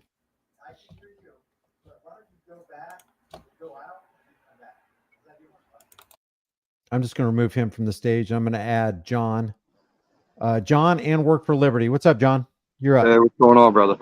Good. How are you doing, man? Doing well. I know you wanted somebody to disagree with you, man, but I just wanted to thank you. I just posted your cognitive dissonance, like the take before you went to the Trump rally. I just posted that on Twitter. I've been fighting through that myself, talking in these spaces and experiencing it where these people have a lot of followers and you can kind of tell they got them because of this cult of personality. And I feel the pull myself, you know, like you don't want to go against somebody, but got to keep it to the truth, man. You got to keep it real. And I really appreciate that. John, I'm so glad you said that because I'm not immune. None of us are immune, man. I feel the pull too. Matter of fact, me and Trish were both out there at that Trump rally and we were both saying to ourselves, this is kind of appealing. Like there's this camaraderie. They seem like they're really happy. Gosh, why don't we just go along to get along? It would be so much easier. Yeah, and that's the side that loves their country, and a lot of them love God. So, I mean, it's sad to see them in that state of deception for real, but you're doing a really good job waking people up, brother. You bring the facts, you bring the receipts, and I really think you're doing more than you know. I appreciate it. I appreciate you, man. Thanks. And thanks for bringing that to my mind, because that was a very important element that you just said. None of us are immune from any of this stuff. Yes, sir. All right, Yes, brother. sir. Thank you. That's Thank all I you. want. Thank you, sir. Hey, Work for Liberty, you're up. Hey, what's up, Brian? How's it going? Good. How are you doing, man? Good. I'm not wearing a shirt and no one wants to see that. That's why I don't have video. I just got home from work, so you caught me in a transitional place here. Anyways, I know you want to get to people that are disagreeing, which will be awesome. Anytime we have opportunity to break people out of cognitive dissonance, we got to jump on that ball right when we can. You did it twice in my life, so I thank you for that. And that just shows the power of psychological operations. I fell for Donald Trump. I fell for him hard from the moment he came down the golden escalator, man, and you woke me back up. So thank you for that. Twice in my life. The other thing I wanted to share real quick, and then I'll jump off. When you were talking about necessary division, I loved that. We have to have healthy division as human beings in our life, period. Because if we don't, bad things start to happen to us and our loved ones. So that's exactly why they're going so hard after the nuclear family, like they have been for decades now, is because the nuclear family is the healthiest organization that has ever, well, that's even the wrong word to use. It's the healthiest entity that has ever existed in humanity, period. And so if they can divide the family, then the rest of society falls like dominoes. I love you, brother. Keep up the great work. Hey, I appreciate you too, man. Thank you. All right, Kelsey, you're up. But hey, before you say anything, Kelsey, I want to just kind of bounce off what Work for Liberty said. Let's see. Hey, Kelsey, when you're not talking, can you mute your mic? Because I'm getting feedback from your mic, I think. Yeah, 1 second. Sorry about that, Brian. Okay, no problem. It is paramount. I mean, there's like, if there's something more important than this, let me know. But one of the most important things in life is to guard your virtue, to stand on your principles, to be the neighbor that you would want to be, where if you go away on a vacation, you're the neighbor that's going to watch out and secure your neighbor's stuff. Be that guy. If you are that guy, then you are never going to ask for somebody to steal your neighbor's stuff on your behalf, which is another thing that people do when they're voting. They're actually asking Donald Trump or Kamala Harris or some representative to step up to the plate and do things to others that you would not do yourself, whether you don't have the heart to do it, you're a coward, or you just don't have the resources, or a combination of those two. So that's just kind of an important thing. So go ahead, Kelsey. You're up. Yeah, I agree with that, Brian. And I just wanted to kind of, go off what Work for Liberty said. I used to be in the Trump camp too and think, he was going to save us all. But then I watched some of your videos and saw where he said, I believe in take the guns first, due process second. And I mean, how can you stand for a guy that just wants to, throw the Constitution away in that aspect? I mean, that scares me when I hear somebody say something like that with that much power. I don't know. Yeah, and that's almost a psychological operation in itself, isn't it? Because Trump was buddy. He fell in and out with the NRA. But if you really look at the NRA, Yep. the only reason we have background checks, Wayne LaPierre attributes that to the NRA. A background check is literally an infringement on the right to keep and bear arms, which isn't supposed to be able to be infringed. So there's this double whammy, maybe even a triple psychological operation where people actually short circuit. It's like the National Rifle Association is against the Second Amendment. I don't even understand that. Yeah, and people think the NRA is for them when it's really the opposite, just because of things just like that. I mean, I could sit here and talk about it for a long time, but it'd just be repeating the same thing. You can't let somebody in office that's for taking your guns away first and then figuring it out. It should always be the reverse. Well, let me ask you this. From your perspective, what is the answer and what is the solution? What's the opposite to this voting for, political parasites? What do you do in your own life, and how do you look at it? Honestly, I don't even pay attention to the voting and all that. I kind of think of it like you do. It's all just one big dog and pony show to keep us all distracted, keep us all arguing with each other, and keep us from coming together. I mean, I think if we all just came together and thought about this logically, we could just see that the two-party system is not working at all. I mean, that's like I put in the chat earlier, how I paid my house off last year. but I'm still paying $2,000 in property tax every year. So how does that work if I own the house? I mean, it doesn't make any sense unless you're in the government and you want my $2,000. So, and it's so clear. It's like the only thing that could be more clear is that every year you lose a digit off your hand or your feet. You know what I mean? It's like, yep. wait, take more away. Yeah, because what people, I really think people just think money is money, and I don't even call it. Sometimes I call it money, but it's currency, you know. But it's a unit of measure, and it's a representation of your time and labor. So what a lot of people don't understand is, okay, you say you pay $2,000 a year. Well, how much time and labor did that cost you? Because that's what they just took from you that you cannot get back. Yeah, after you've already been taxed. You're taxed when you make your money. You're taxed when you buy something. You're taxed after you own it. It's just, I mean, the taxes never end. And I don't know what constitutional amendment it is, but isn't it in there no unfair and unjust taxes? I mean, that's just throwing it away, just like the Second Amendment. They don't care what it says in there. And as long as we let them get away with it, why would they? Yeah, I mean, you know, exactly. That's part of the whole dog and pony show, keeping us distracted and fighting with each other. As long as we fight with each other, we're not going to fight with them. So we'll just say, this is our savior. Let's put this guy in over this woman. And, you know, she won't do well for us, but this guy will. I just don't believe that. I mean, when has that ever happened?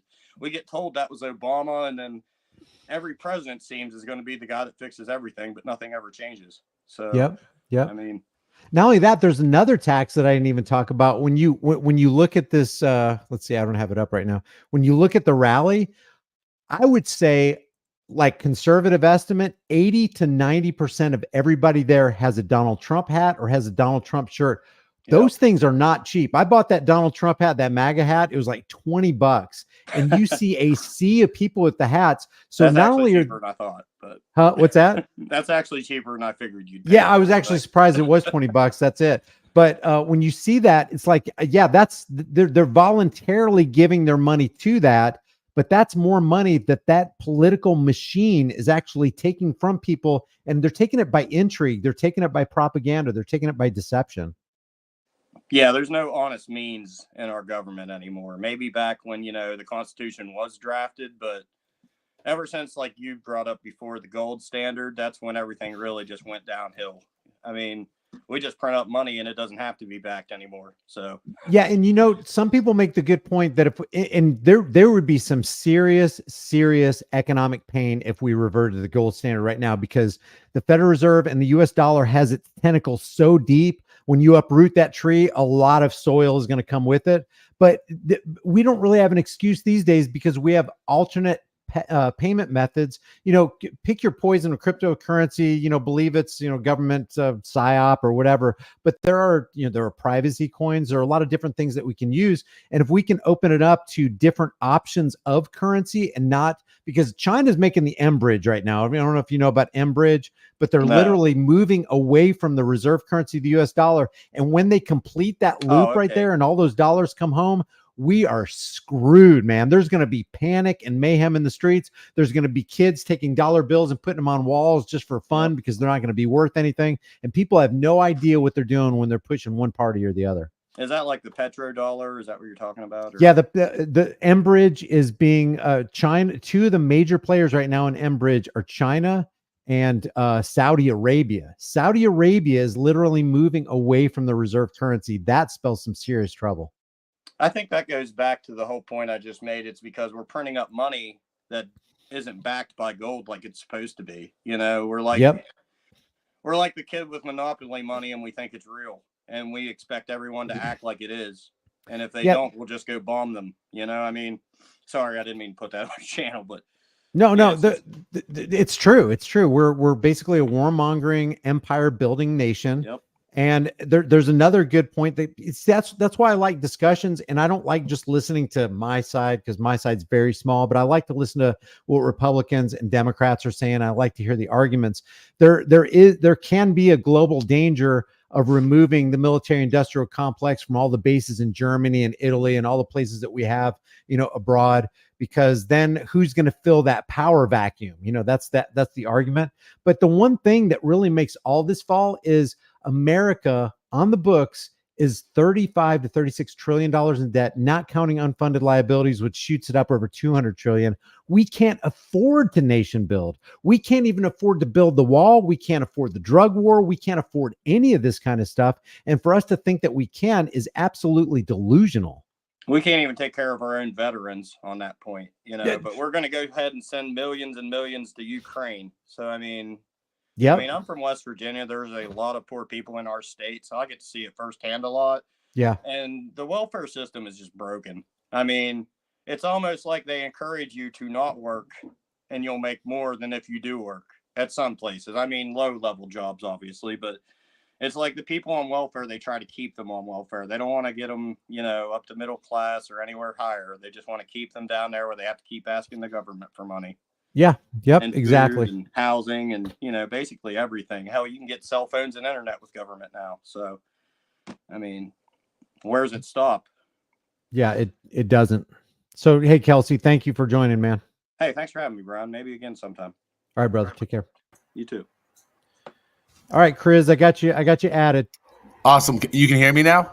Yeah, let me do one thing real quick because I mentioned Enbridge. Are you familiar with Enbridge? No. Okay, Enbridge is this project that continues to develop in China, and it's a collaboration started in 2021 between this BIS Innovative Hub, the Bank of Thailand, the Central Bank of the United Arab Emirates, the Digital Currency Institute, the People's Bank of China. So there's all these players involved, and the Saudi Central Bank has also joined and pledged full participation. That spells moving away from the reserve currency. If we do that, this can't do anything but devalue the dollar, because if everybody lets go of those dollars at the same time, what will happen here is what we've seen in Zimbabwe and the Weimar Republic. Those units of measure, those dollars, will become absolutely worthless very, very quickly. And that's called hyperinflation. Now, I'm not saying that's going to happen anytime soon, but the potential is there and it's on the horizon looming. So what you got in your mind, Chris? Well, so you were talking about like Trump and Kamala, and granted, I actually agree with you on almost everything. And I push back on you really hard because I feel like you have a lot of potential, and a lot of it just gets kind of fizzled out with just us just researching and reading and complaining all the time. Do you think that our movement has a better chance to thrive under Kamala or Trump? And I am not defending Trump by any means. I'm just saying that under the two options that we have, strategically speaking, does our movement have a better chance of doing anything, lighting fires under Trump or Kamala? And maybe you might be right if you support Kamala on this stance. Well, to answer that question, I would have to ignore the fact that there's one puppet master. You know, I'm saying that colloquially because I'm not saying that there's just one guy at the top of the entire thing, unless there is something called a Satan or whatever. But it would be reality, though, right? We're gonna have one or the other. We cannot vote, and I agree with you. I didn't vote my entire life, and I'm not voting for Trump. I'm just saying, strategically speaking, does our movement, I guess our movement would be kind of libertarian / somewhat anarchist movement. Do you think that, and there might be an argument for Kamala because you'd want the acceleration for some sort of like socialist collapse or authoritarian takeover, but doesn't the Trump presidency actually fuel our side a little bit more? And I could be wrong. Okay. All right. I'm just going to go with this because it's really against my grain to do this because all I see is the puppet master and the puppets don't matter. It doesn't matter. But if I was going to make a choice for who I think would be better for America to wake up, it would be Kamala, because I think she would come at us hard and heavy. And I think it'd be better to deal with somebody that's outright blatantly evil than somebody that's a little bit more deceptive. I view Trump as a little bit more deceptive, and here's why. Trump is a little bit more deceptive because, first of all, the people that support him, like, they are full-throated, on board. There's nothing you could say about this guy to sway their opinion. I don't see people that committed to Kamala. They say they are, but they really pussyfoot around it. But we can definitely model what's going to happen to America by looking at the UK and Europe. So she's a Democrat socialist, and their playbook is to actually flood the countries and eventually naturalize citizens, and that dilutes the voting power of the local voting, right? Maybe it doesn't even matter about the elections, but they can actually use immigration to actually achieve socialism. So what we would, strategically speaking, Kamala would probably bring us closer to what we see in Europe and the UK, where you have mass immigration to a level where you that's don't why I think would. so? That's why I would want Kamala, because I don't think she could do it, because she's so disrespected even by people. I mean, look at just on this side of the curtain. She didn't But even don't get we already one. have it? Didn't she already somewhat achieve her and Biden? Well, no, I know it's not her and Biden, but we're just saying that phrase. Well, I agree with Trump. It was a coup. They literally got rid of Biden and brought one of the most unpopular I don't vice think it was a presidents. coup. I don't Huh? even think none of them matter. It's just one single party, right? We No, both no, know no. that. No. I'm only saying coup on this side of the curtain. There's two sides of the curtain. What's really going on is behind the curtain. But on this side of the curtain, it looks like they just got rid of Biden. When I don't see Kamala as being respected. If we're just talking about under the sun, and let's forget about all the illusion of choice and all that kind of stuff.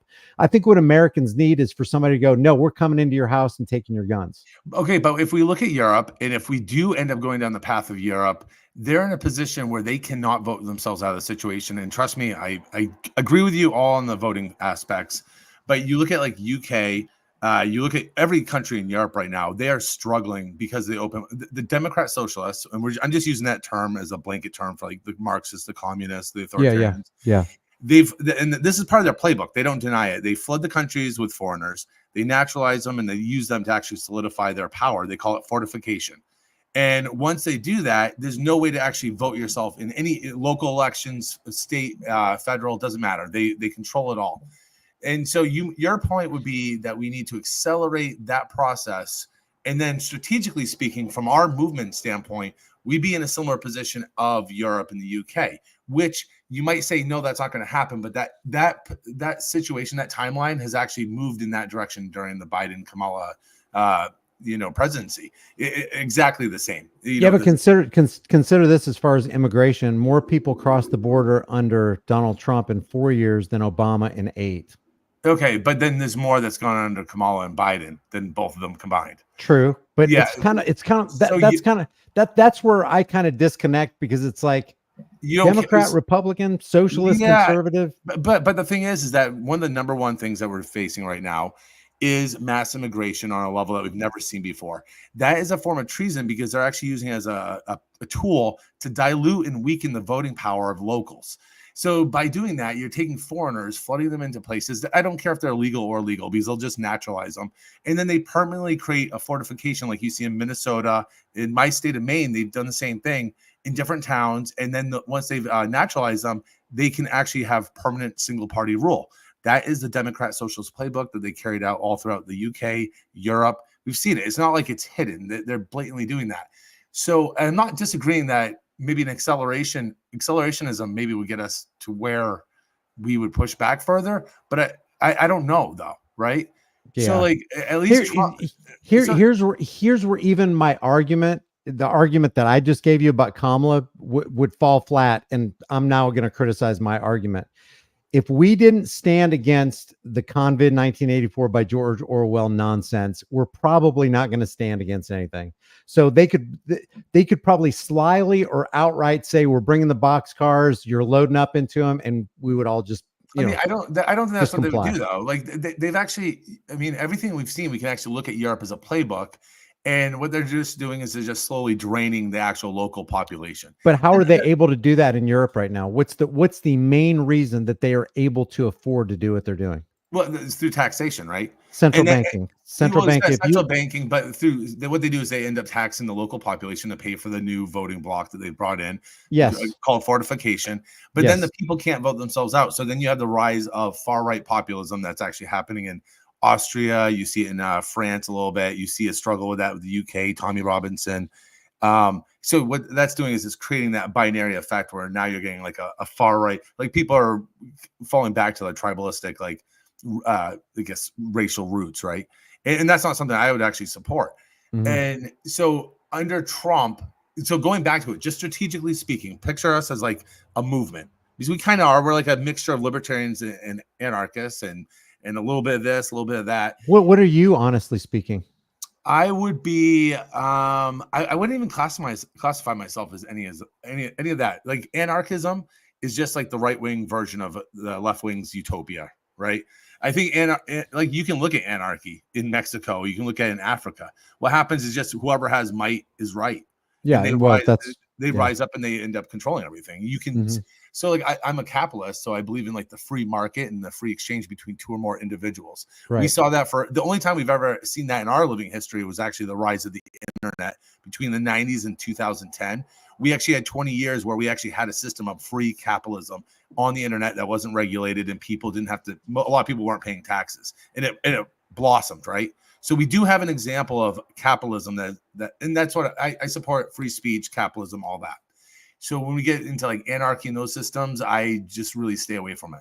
So going back to it, strategically speaking, you think that supporting Kamala would be more beneficial to our movement than Trump? And I look at Trump. No, as, no. I'm not. No, you added support. You just said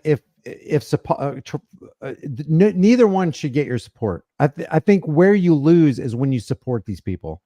Especially no. Strategically, okay. So we have these two things two things are going to happen, right? We're either going to get Kamala or we're going to get Trump. We can't change that.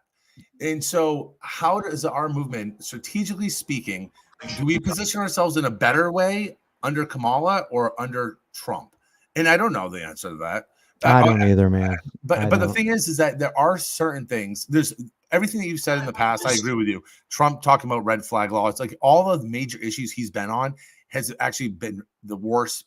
The inflation, $3 trillion, right? Let me address something you just addressed too before we get too far away from it. Internet freedom. I don't know if you saw the clip, but Donald Trump actually he called everyone foolish who wants a free internet, and he wants to put major censorship controls on the internet. Do you know that?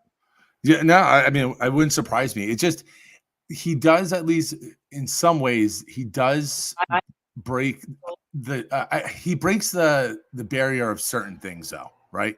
Like mass immigration is probably one of the most dangerous things that we're going to face, because we will no longer have a nation at all, because you cannot vote yourself out of it. So voting's gone. And then eventually they'll have the popular vote, and then we'll have city states. That's what happened in Greece. A lot of people don't understand that like a national popular vote has already been tried. The whole point that Rome became a republic is because they looked at Greece and they saw the major issues with having a popular vote was that it created city states that could actually just use and abuse everyone that was in the countryside. Like that's, and that's where I think two central themes come into play. Okay, if you're going to have geographic borders where you have one group of government officials saying, "Hey, thus far and no further," and if you go from your tree on your side to our tree on your side, we're going to declare you illegal, which is another thing that's just absolute fantasy that we need to kind of move away from. But regardless of that, there are two policies that could happen to absolutely reduce immigration, and you wouldn't even need a wall. Number one, stop incentivizing people to come over here, because that's what our government incentivizes people to come over here and then tells the people to vote for more government so that we can keep people from coming over here when they're the ones who dangle the carrot. That's a death spiral that we're facing right now, because if we have mass immigration, let me get the second thing. Let me get the second thing. Empower the people by saying, we're getting rid of the national firearms ban from 1934. You guys can have anything you want to. If somebody comes on your property, if they're damaging your stuff, if they're harming your family or whatever, and they're immigrants, have at it. When the immigrants get the message that they're getting shot at or maybe even laid out, they're not going to be and they're not going to get free cell phones, free hotel rooms. They're not going to get a job. There's no reason for them to make that trek. I think that those treks are being funded with black book, ops or whatever. I can't prove it, but why else would somebody make a 2,000-mile trek to come here, risk life and limb, unless they're being incentivized and they know that nothing's bad is going to happen to them? You're not wrong. And now I'll make a quick case why we support the right, conservatives, and possibly Trump. Because the thing is that when we bring in the mass immigration and then they get naturalized, they're going to vote for the welfare. They're never going to vote for gun rights. Those will be stripped away. That's a guarantee on the left. The right has, and as much as I criticize the right and Trump and all of them, there's at least people on that side that still want to push and fight for free speech and gun rights. Dan Crenshaw from Texas. No, he's horrible. But the thing is that we actually have allies and people on the right. We don't have that on the left. So I think that any voting or even Wait, like, Tim Walz is a gun owner though. yeah, but the thing is that there is at least an opening on the right that I can see that allows us to actually organize as an activist movement. You know what I mean? But you know what? Those are breadcrumbs, because those people who are like, "Hey, we're great with firearms," are the same people who signed the Patriot Act. Now I have to take my belt off and my shoes and put my They're not the laptop same. in. Those are the old, but the right has changed a little bit though. Those you and I both grew up with that, with the freaking Republicans. That Yeah, were but always supporting that. how many Democrats and Republicans voted for the Patriot Act? Maybe what we need is not so much Kamala or Trump winning, but we need more of the strife between the two parties, because the strife between the two parties is actually what's waking up people. And maybe that's what you're on to. And it's not so much which side we support, but the actual friction between them is getting people to actually wake up to this stuff, right? Yeah, and I got to be honest with you, man. I don't have all the answers, but one answer I do know is to keep doing the same thing over and over, expecting a different result. It's truly, I mean, it's observable insanity. It's not just a colloquial saying that we just rip off to make us sound better. Well, last thing, and I'm going to ask you, and I'll let you go. Would you be willing? Because I know that you're probably just like everyone. We're kind of entering a new phase with social media and influencers. We went from like the awakeners. You were part of the awakening group, and I used to label this about a decade ago that we go through a phase of awakeners. People like you, Tim Pool. Everyone has like different visions and views on things. But now we're entering a phase where we can't just keep on talking about stuff. We're going to have influencers that actually organize and become activists. I agree. And we're in that phase right now. And I knew that this moment was going to happen, and we're kind of entering it, where people are now moving away from people that are just talking about the stuff and reporting on the news. Like Luke, We Are Change. One of his biggest follies right now is he's just become just a talker. And everyone that we watch, and they're all struggling. They're struggling to captivate the audiences. And it's because everyone's craving people that will actually organize and carry out small wins that we can visibly see. And would you ever like host like a town hall? And I don't mean a town hall like in your town, but like something that's representative of the actual people, where people can come up and just talk about action plans and stuff. Yeah, we could do it with a Zoom call. Yeah. And that's what's needed. We need, and you'd be awesome for it. Like, you have all the right ideas. I agree with you on everything. And I punch back at you harder than almost anyone online, but I think that you have a good voice for it. Well, no, I don't agree with you, but I would be glad to facilitate that. And if somebody invited me on, I would definitely, put my 2 cents in. But I'll tell you what, I learn more from people than I know. And all I know is we got to do the right thing. Do you ever read information from the Mises Institute or Ron Paul or anybody like that? Not really, no. The Austrian School of Economics, which is 100% free market. Tom Woods, any of those? No, and there's a reason for it. That's not we all have different roles in this, right? Every state has a different role. Every individual has a different role, and we all play different roles in this. My role is to light fires. I've been doing that in Maine. I work with a lot. I do more activism than I'll send you my X link. I just went up to northern Maine and I just filmed a federal agent van that was actually transporting illegal immigrants, and I actually found a hotel that was housing them up in Greenville. I have the whole thing on my X account. I'll send it. Give me your X account right now. I'll pull it up right now. Yeah. So if you go under, scroll up.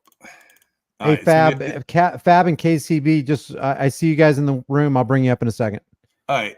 It's at UNQUIRER. It's a hard name. Oh, we follow each other. Yeah, of course. I've talked to you before. Okay, let's see. And you're gonna have to scroll down a bit. I was actually just posting the border crossings that we have people in Vermont, New Hampshire, and now soon Maine that are setting up trail cams that are catching illegal aliens crossing the borders. These actually just broke this month. Okay, so I got your page up on the screen right now. What can we watch right now? You don't have to scroll down very far. If you just go down to October 24th, it's like maybe the 5th or 6th one. It's actually, so what happened, there's a YouTuber that actually went to Massachusetts, and he discovered that the illegal aliens, one way to find out where they're being housed in the hotels are to look for bicycles, because they will have bicycles outside of all the homes. Okay. First hotel that I ended up going to, and I actually wasn't going up for that reason. Oh, I see.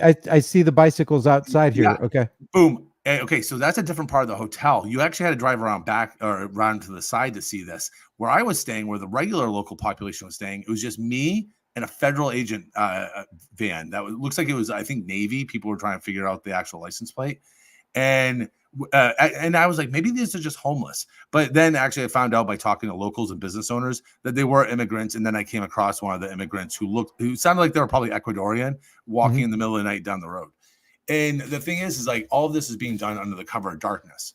And I've worked with like how I've given like different stuff to like the main wire, and it's hard. I do a lot of random activism and uncover a lot of stuff like nonstop. Well, to answer your question, yeah, I think it's got to go beyond talk, and we got to start organizing some things where we can get some feet on the ground and start doing stuff that's going to actually effectuate the freedom for us and our kids, because it's slipping away. Well, but the thing is, how we're in a weird moment, right? So we have two things that are happening. We're having the indoctrination of the kids that are actually becoming tools of the authoritarian state under the Democrat socialists. And then we have mass immigration, which is going to end up diluting all of our voting power, and we won't be able to vote. Though it'll create fortification like it did in a lot of like cities, Minnesota. Tim Walz actually followed that exact playbook. Now, when you say dilute voting power, you're not necessarily talking about the general election for president. No. You're talking about local as well. Yeah, of course. So like Vermont's already allowing. I think they're up to 5 cities that allows illegal aliens to vote. Well, I got people waiting in the background to talk, but I want to talk more with you about this. Maybe send me a DM, and maybe you and I can get together and create a situation where we can get a Zoom call and get our heads together and find out what we're going to do. Yeah, I work with everyone. I work with MAGA. I work with libertarians. I work with Christians. I work with cultural Christians. Right. So, are you an atheist? Before I go, are you an atheist or are you a cultural Christian? Because that matters.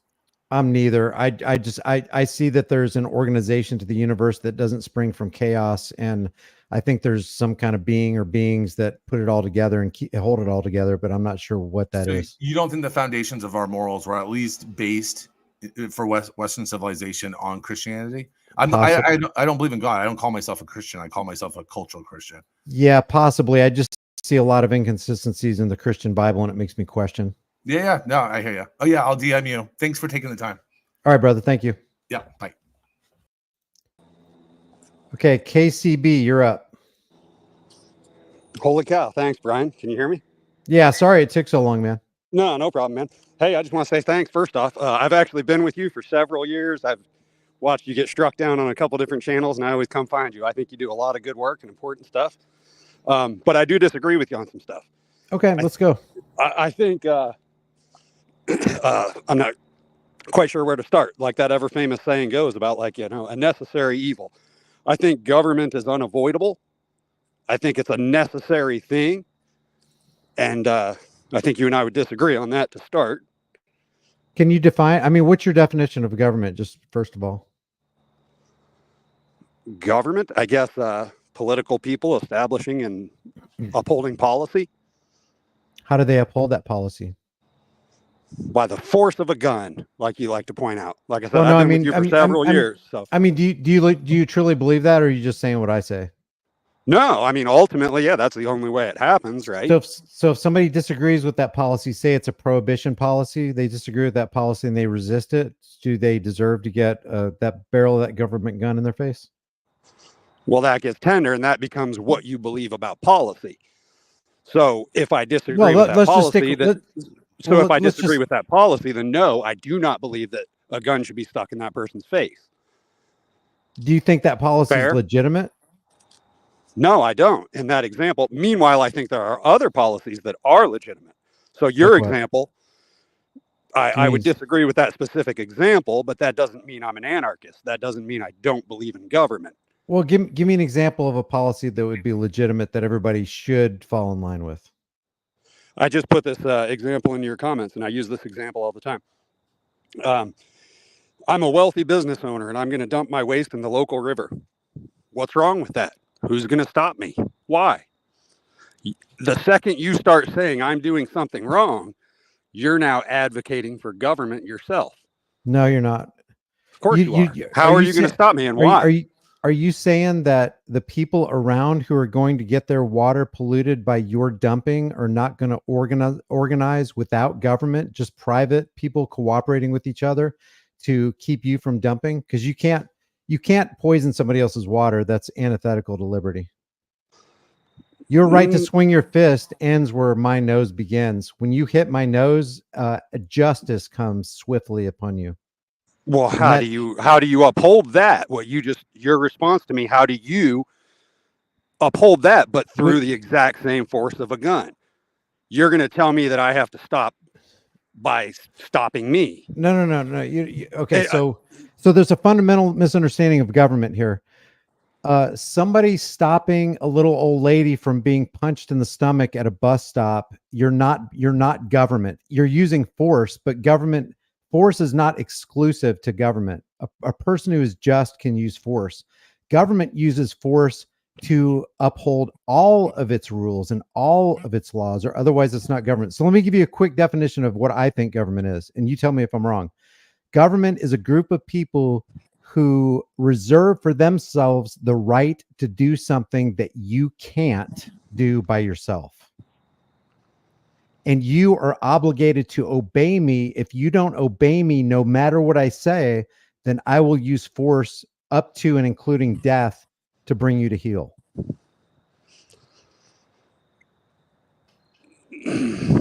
That is government. That is not mutual cooperation of, oh, I just found out that Jeffrey Dahmer has kids in his basement. We're going to go and we're going to execute justice on him and save a bunch of kids. That's not government. That's mutual cooperation and coordination, which you can have without government. Not entirely. Like I said, so Really? the way you're crafting your words is very strategic. And if there's the right example, yes, I believe in force. Yes, hands down. And most people do. And I think you do too. And I just said I believe in force, but it's got to be just force. You can do it at the barrel of a gun. You just can't.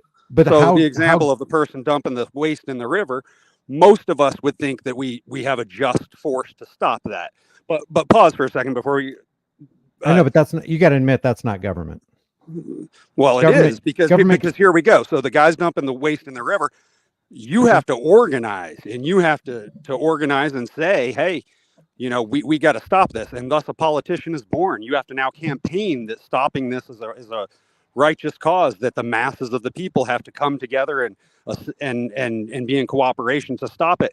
And if I'm a wealthy business owner, and if I'm employing several hundred people in the community, maybe they don't want to stop me. If they stop me, I'm the business owner, and then they lose their jobs and things like that.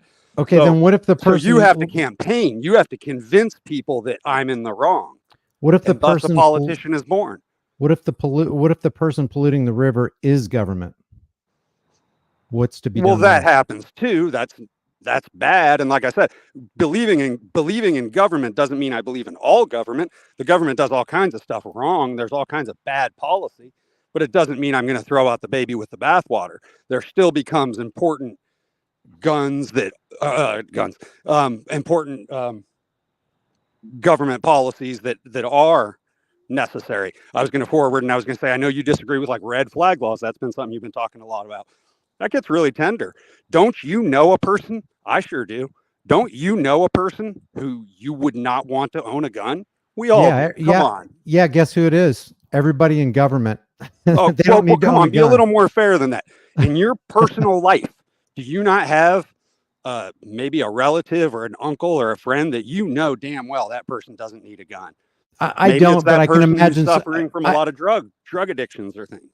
I don't, but I can imagine somebody that, I can imagine that there would be somebody, I just don't know personally anybody who I wouldn't, trust with a gun. But let's say I did.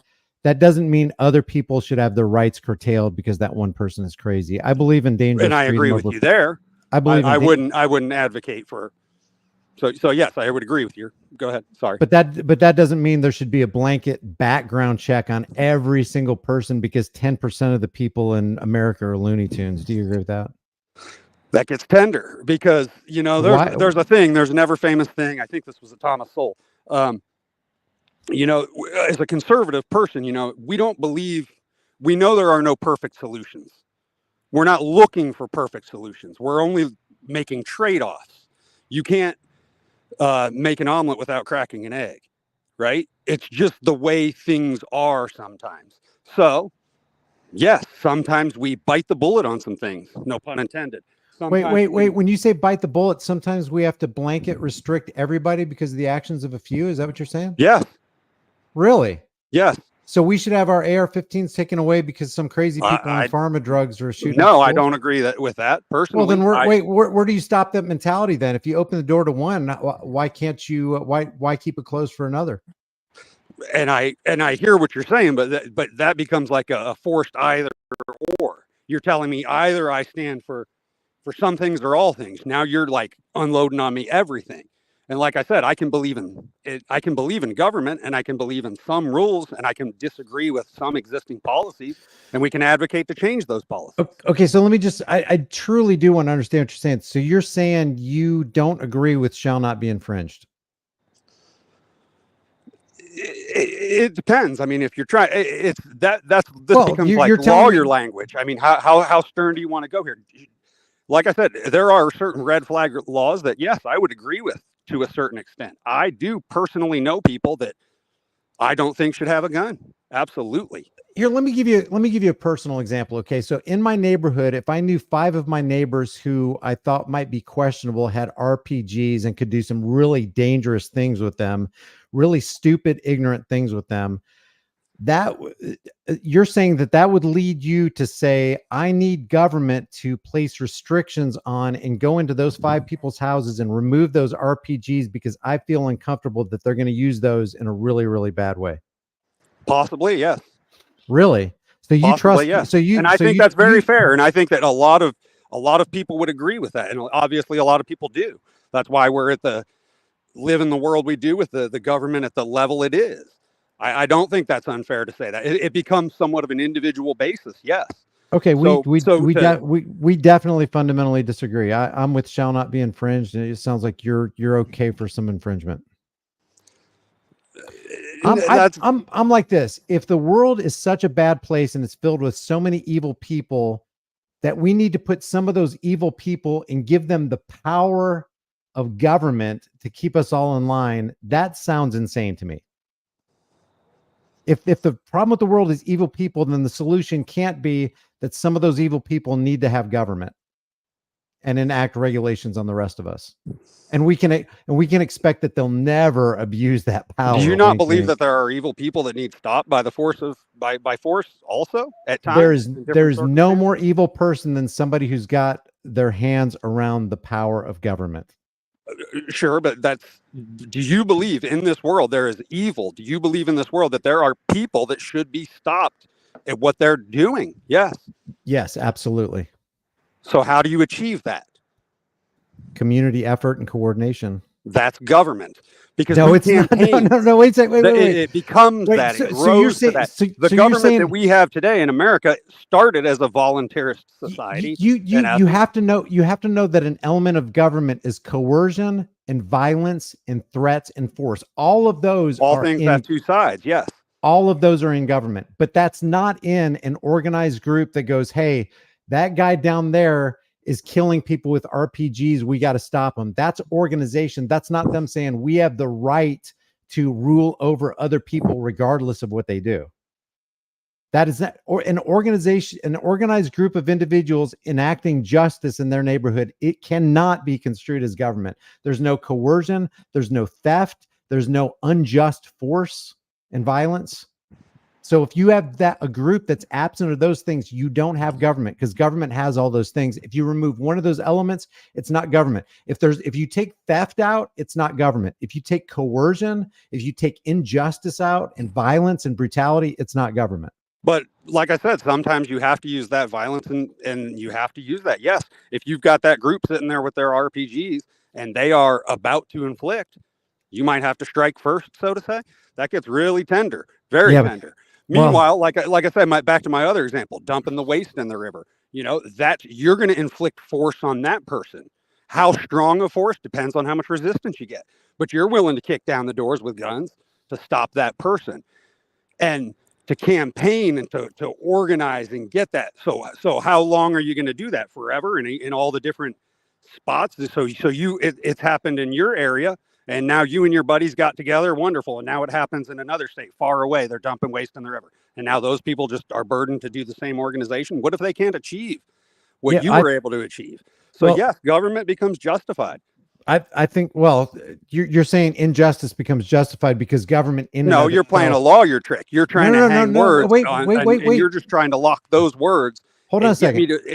It's like saying, hold on a second. Wait. I'll let you talk. Because I have a fundamental, we have a fundamental disagreement, and that's okay. We don't have to get mad or interrupt each other or whatever. It's all good. Okay. If you could embody government, if you can put government into one body, it would take the form of someone who is always violent, always stealing, always extorting, always coercing. Agree. Oh, you don't?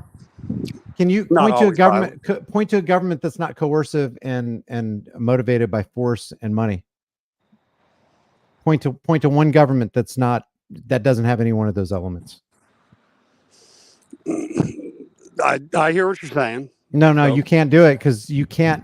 Government without theft is not government. Government without force and brutality and violence is not government. You got to understand, government doesn't exist. It's a construct of the mind. You're basically saying, I have the right to control you and rule you, and if you disobey any of my commands, no matter how irrational they are, I'm going to put you into a cage. Right there. It's not no matter how irrational they are. That's where you and I are really prohibition. Was there anything more irrational than prohibition? I disagree with prohibition. Meanwhile, I agree that we should stop the guy from dumping waste in the river. So there are some things that I agree with government in. Yes, there are some policies that exist today in government that I disagree with, but that doesn't mean. Yeah, but you got to admit, I said when you embody government, if you put all the elements of government into one person, you said you disagree. So what's the basis of your disagreement? I disagree that it's always violent in an unjust way. Like I said, if we're stopping the guy from dumping waste in the river, and if we even so violently, I think that's a righteous cause. Yeah, but that's not government. I think it ultimately has to be. I think that the idea of community organizing and achieving that is a wonderful idea. Is property tax, I think that has to grow to government. I think it has to be more than just a community effort. I think you would be left with a whole lot of community effort over and over and over and over again to the point where you don't think the free market can answer the problem of evil people in the world and what to do with murderers and how to build the roads and how to build bridges? You don't think the free market could do that better, cheaper, higher quality? I don't know. And if the guy that's making the roads has waste at his factory and he decides he needs to dump it in the river to be profitable, then yes. Does anybody pollute? Does anybody pollute more than government? Irrelevant to the example, I think. It is. I think so. Can any individual or group of individuals, no matter how large, rival the pollution put into the atmosphere and into our waterways than government? Has anybody done more good for the waterways than government? Good? Yeah. Has anybody done more good? Do you know about the Animas River? I live in Ohio. Have you heard of the burning river? The goddamn Cuyahoga River caught on fire.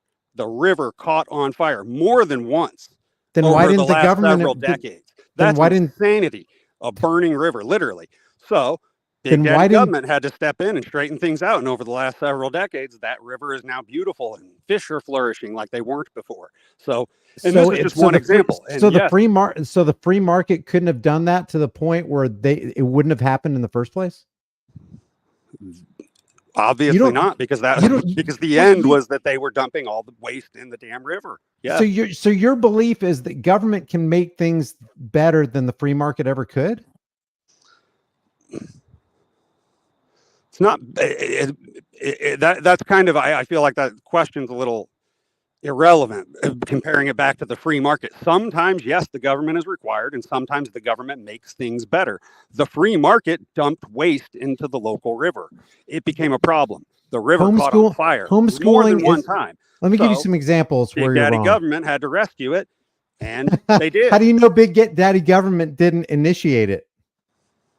Because it was the businesses were they corporations back in the roaring 50s when there was less government restriction and the big factories were basking in the free market and all their profits.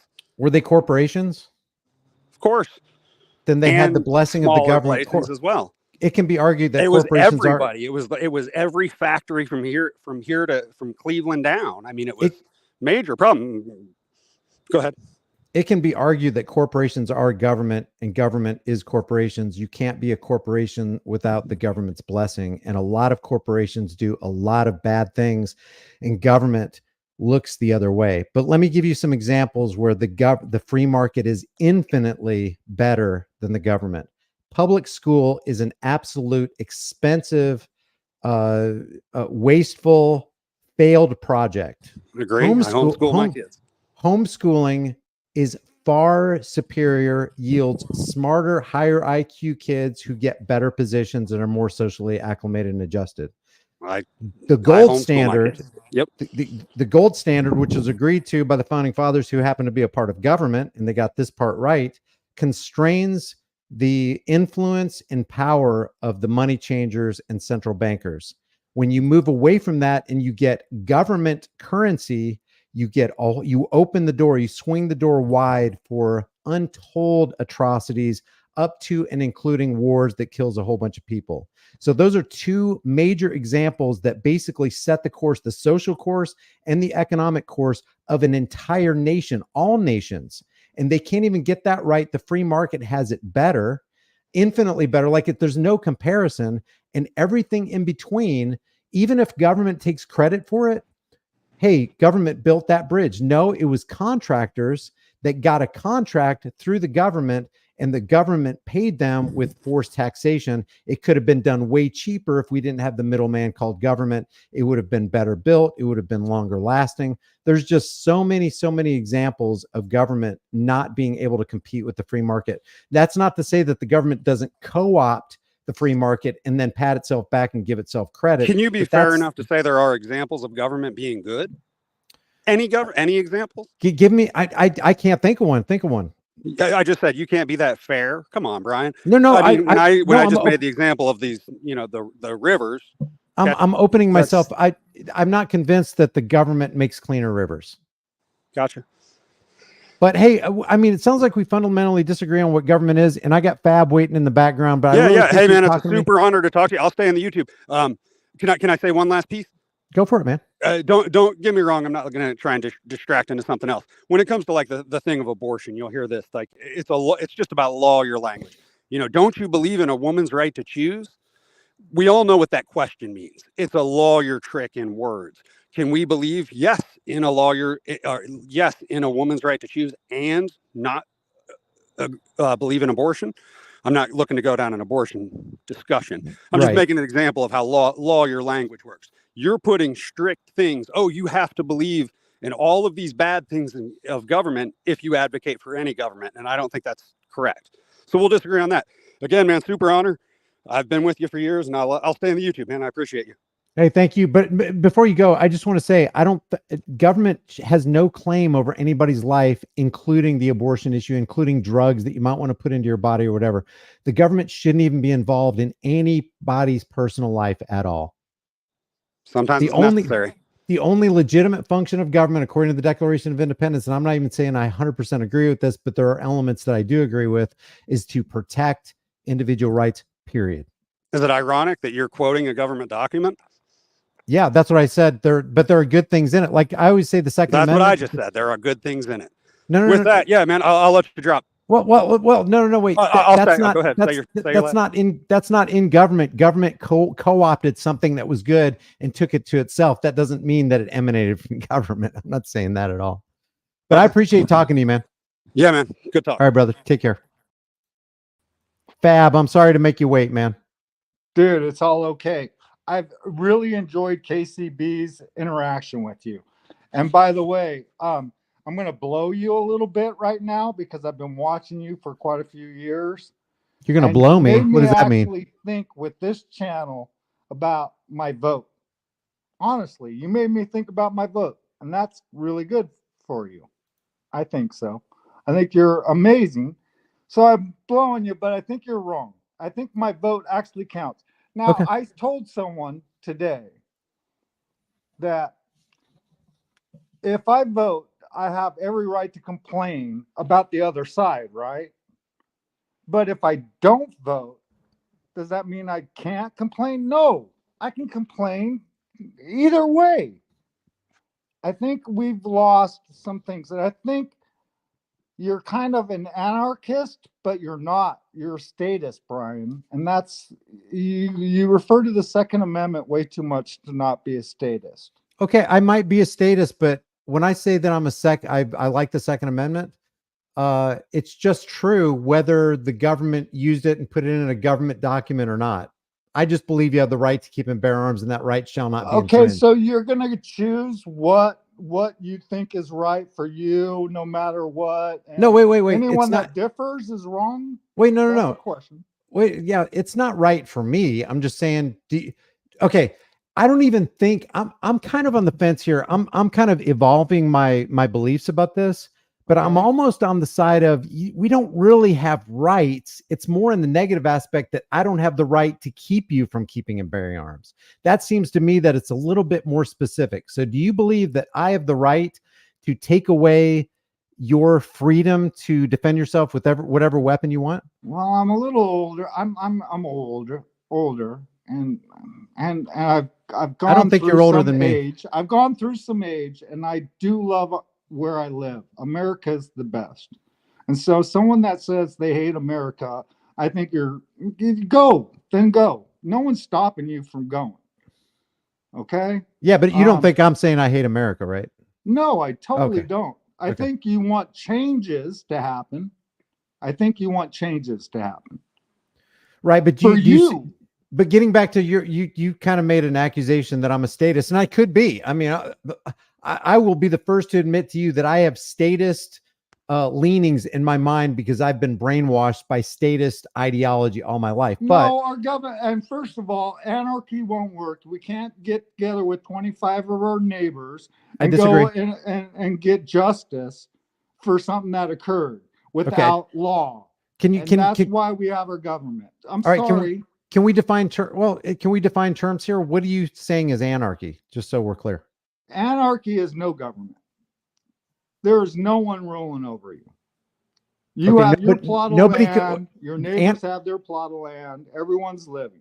Anarchy is the desire to be free from the control of another man. You don't agree with that? That you should be free from the control of another man without your will, as long as you're not harming anybody, threatening harm, or anything like that?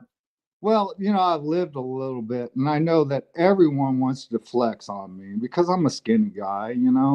I might be a skinny guy. They want to flex on me. They're going to try to control me. You're a what guy? A skinny. I'm thin. I'm a thin. Oh, a skinny guy. Okay, yeah. I didn't know what you were saying. All right. So people are going to flex. I mean, right, but is that right? Is it right for them to do that? And when I say right, I'm talking about the opposite of a wrong. If I said something stupid, flex on me. I mean, I get it.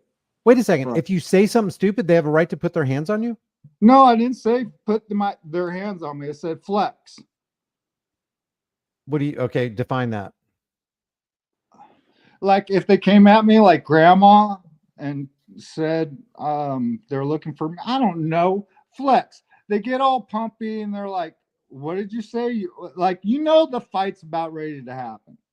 Yeah, but okay, so what I'm saying is, do you believe that there's a class of people or a group of people who has the right to control you, whether you want them controlling you or not? I think that's why we vote. And no. That's just answer why the question. I think voting is important. You don't choose to vote. I know that, or you might. I hope you do. Right, but you're still not answering my question. Do you believe there's some person on the planet or group of people who has the right to control you against your will? Yeah, my mother and my father. Fucking A. Damn it, they deserve to control me somewhat. They brought me into this world. They take me out. So your mom and dad can come into your house and steal $2,000 every year from you and say, this is property taxes and you owe us. You think that's right? I don't care who they are. They don't have the right to do that. Well, if they raised me till 18 and then I owe them, I mean, you want to make that a law? I mean, that sounds like a law. Come on, that's a crime. If anybody comes into your house and you don't want them to come in and you don't want them to take your money, but they take your money, doesn't matter who it is, it's a crime. They committed first of all, I don't own my house, right? I'll never own my house. I have to pay property tax. Yeah, but I don't want to get off in the weeds about that. Do you think anybody has the right to control you? Only the one, like wives, sure. No, Your come on. significant other, come on. Against your will. So you have a wife my who goes, will. Okay, so I have a backbone, Brian. I can okay, stand up for myself. So let me just get back to the basic question. Do you believe anybody has the right to control you against your will in any way? Steal your money, hold your head underwater, hold you Do hostage? they have the right to make me feel a certain way is what you're asking? No. Do they have the right to lay their hands on you and steal from you or harm you in any way? Does anybody have that right? Well, that's the crime, and that's why we have laws. Right. Does anybody have that right? Yes or no? No, against your will, no. Okay, then you're an anarchist, and you called me an anarchist. If you now Okay, please explain this now more. a status says you have the right to ban my alcohol. You have the right to ban my AR-15 and high capacity magazines. No, nobody's got the right to do that. And if they don't have the right to do that, then government doesn't exist. It's a construct of the mind, and we need to stop believing the superstition of government. Well, I wish our government would control the state and our state affairs with other foreign countries. There is no such thing as government. There's no such thing. Us to live. No, the government literally. Fab. If nobody has the right to control you against your will, then government doesn't exist, because that's what agents of government do. I know. Okay, so make the argument. Someone's always going to do it. You're not gonna. You can't accept that. Okay, so then if you live back in the 1830s where slavery was still legal, you're gonna make the argument of the only way the cotton can be picked is if we have slaves. That's exactly what you're saying. The only way we can. They said. That's what you're saying. I'm saying. I'm not saying that. But well, you're saying somebody has the right to control another man against his will, and that's what slavery is. So either you believe in slavery, which is statism. That's what you think government is. No, that is what government is. That's the right to control someone. That's what government is to. No. Let's be specific. Somebody reserves for themselves the right to control an innocent person who hasn't harmed another person. Do you believe that to be true? It happens all the freaking time. No, is it right to do? Of course it happens all the time. In sexual cases, it's called rape. In life cases, it's called murder. In stealing cases, it's called theft. But is it right? Okay? No, it's not okay. Okay, thank you. If it's not okay, it's not legitimate, then government, which is what that is illegitimate. So the answer is not to vote, it's to stop believing and participating in that which is 100% fiction. Well, I still have my ballot on my table. It's a mail-in ballot. I can vote right now if I choose to. Yeah, you're going to do what you're going to do, but what are you voting for? You're voting for the chains of your own oppression, because you're basically correct. I already know that. There needs to be some kind of law. There needs to be some kind of laws. Well, we disagree, man.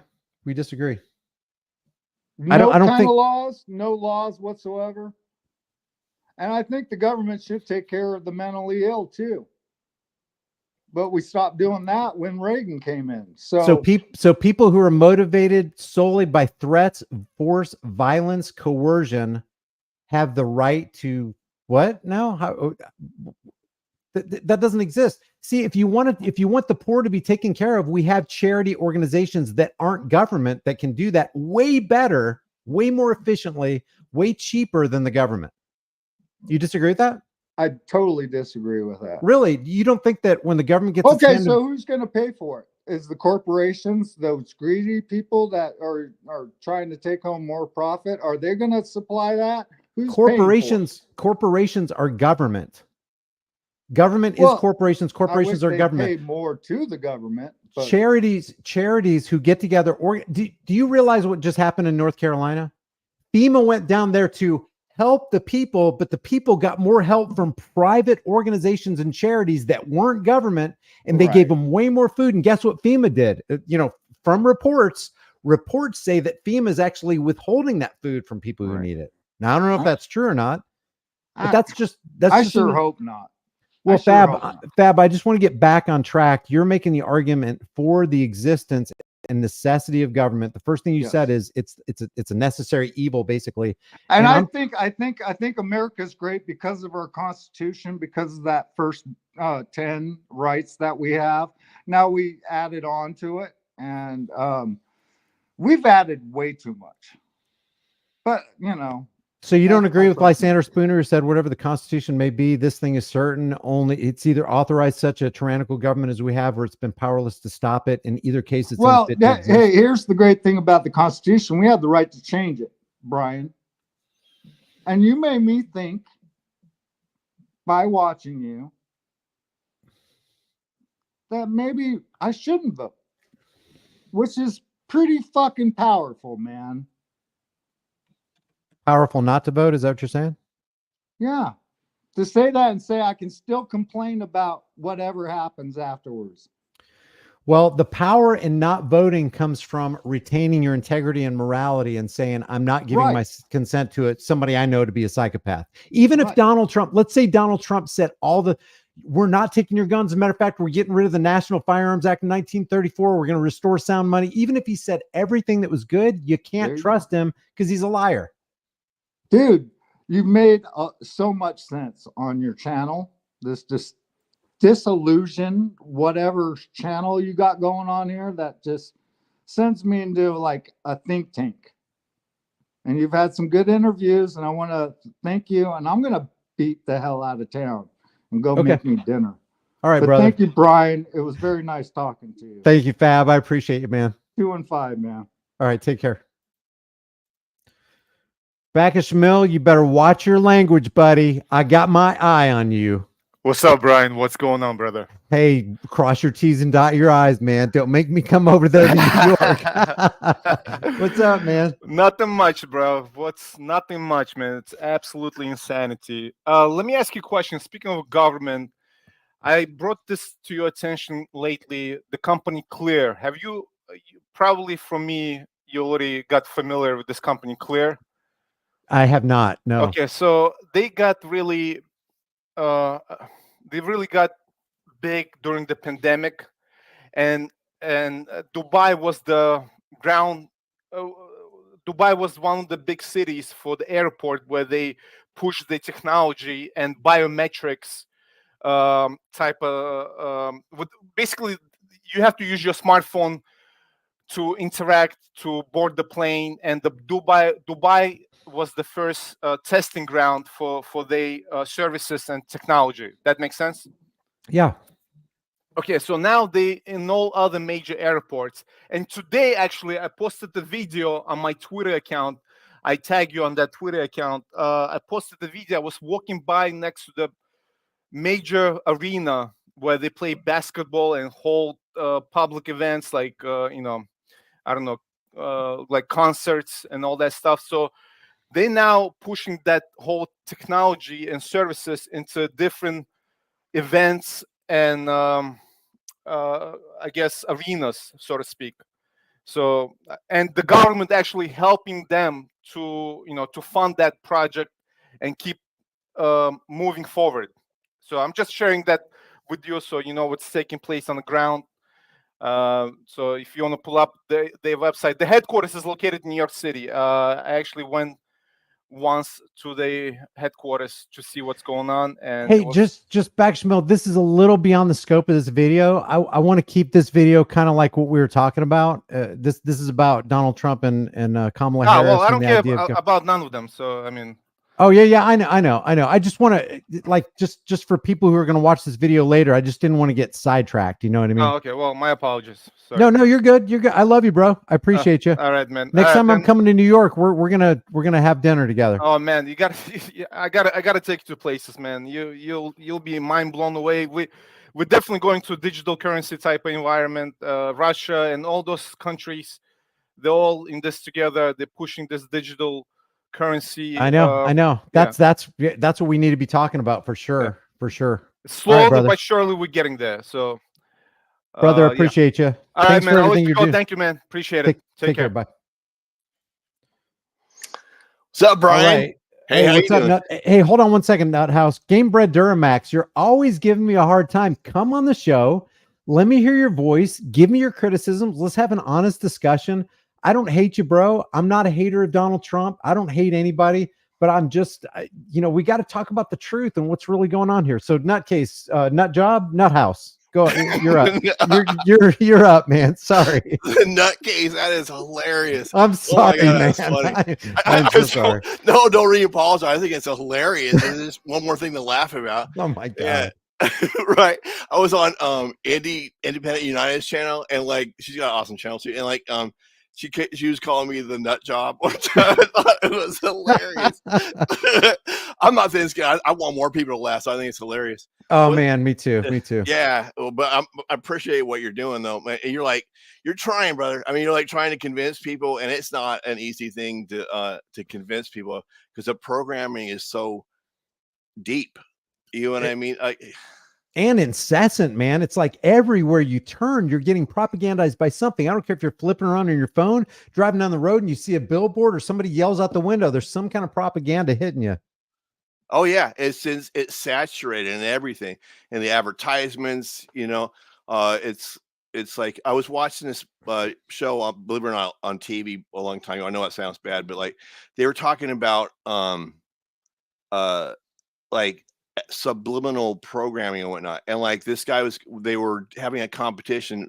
I don't know how real it was. It's TV, but like where they were trying to show who could have the best marketing tactics or whatever. And so they were driving these people along a certain route, and they had all these little subtle billboards along the way. And then once they finally got to the meeting, then they sold the product or whatever. But it shows that like little by little, like just in that standpoint alone, how you're bombarded with all these images that are subtle, that are just slowly hurting people to all the end goal where they want us to be in. Yeah, there was this segment in a movie that Will Smith was in. I can't remember. It was about him being like a high rolling gambler or something like that. And he was with, if anybody in the chat knows what the name of that movie is, but there was a segment in there where he lost all of his money betting this certain guy who came into town. But the very last bet, he won it all back and then some. And the way he did it was, as the guy was rolling into town, and they all met at like a football stadium or a basketball or baseball stadium or something, and it was filled with all these people. Well, he was being propagandized by the number, I think it was the number 99 or 66 or something like that. And as he was driving through town, he had all these things set up to where there was this number. And then the very last bet was, look, here's a pair of binoculars, look down at the crowd in this baseball coliseum or whatever, and pick out a number. If it's the number I wrote down on this napkin or something to that effect, I win the bet and you lose the bet. And because he was propagandized and seasoned, his mind was pickled. And do you remember, you know what I'm talking about? I haven't seen the movie, but I know I get the point though. Yeah. That's exactly what you're talking about. And it's like, for us to think that we're immune to any of that stuff is to be absolutely ignorant about the power of propaganda. Oh yeah. I was watching like a movie, like, because that's a guilty pleasure I have, is watching movies, but I try to like, at least stay awake because I don't have any illusions about it. Oh, real quick, Jennifer Hill says the name of the movie is Focus with Margot Robbie. Oh, okay, right on. I don't think you got to see that movie. It's a good one. It's a good movie. Okay, I'll check it out then. So what was I gonna say? I lost my train of thought there. But yeah, you're basically what you're saying is that like in just this standpoint alone, because I was watching you earlier. I had to go out, but like so you've been on for a while. But what you're talking about is how the politics is fake for the most part, if I'm trying to catch up to speed here, and that basically there's no difference between Trump and Kamala, and is that the main point you're trying to make? Is that like, well, there are differences because there have to be differences for people to be opposed to each other, but that they're sub-level, insignificant differences. Oh yeah, I completely agree. Because like, you cut out for one thing. Oh, my bad. Can you hear me again? There you are. Yep. Can you hear me? Mm-hmm. All right. So is that like that whole thing about there's now approved lethal force by the government against American citizens? That was put into place with the left because they were in control when that came out. What's similar to that is how Trump keeps talking about the death penalty. Like, oh, we're going to do the death penalty. It's going to be for drug dealers. It's going to be for cop killers. Now it's going to be for, illegal aliens and everything else in between. And I don't see how people understand how it's related. It might seem on the surface like they're different things, but really they're all kind of pushing us towards the same goal. So that's just like, in my opinion, that's one example of that.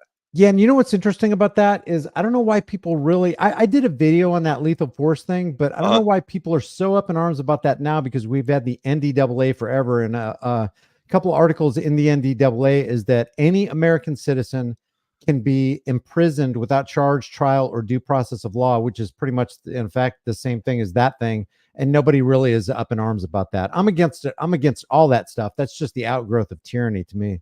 Oh yeah, absolutely. Habeas corpus, is that what that's called? Right? Where Yes. Yeah. yeah, locked up without due cause and all that. Yeah. Yeah, absolutely. I was trying to think else what to say, but yeah, I think that, What part of the yeah. country are you from? Oh, I'm from California. I'm like right by. I got the ocean across the street. I'm right.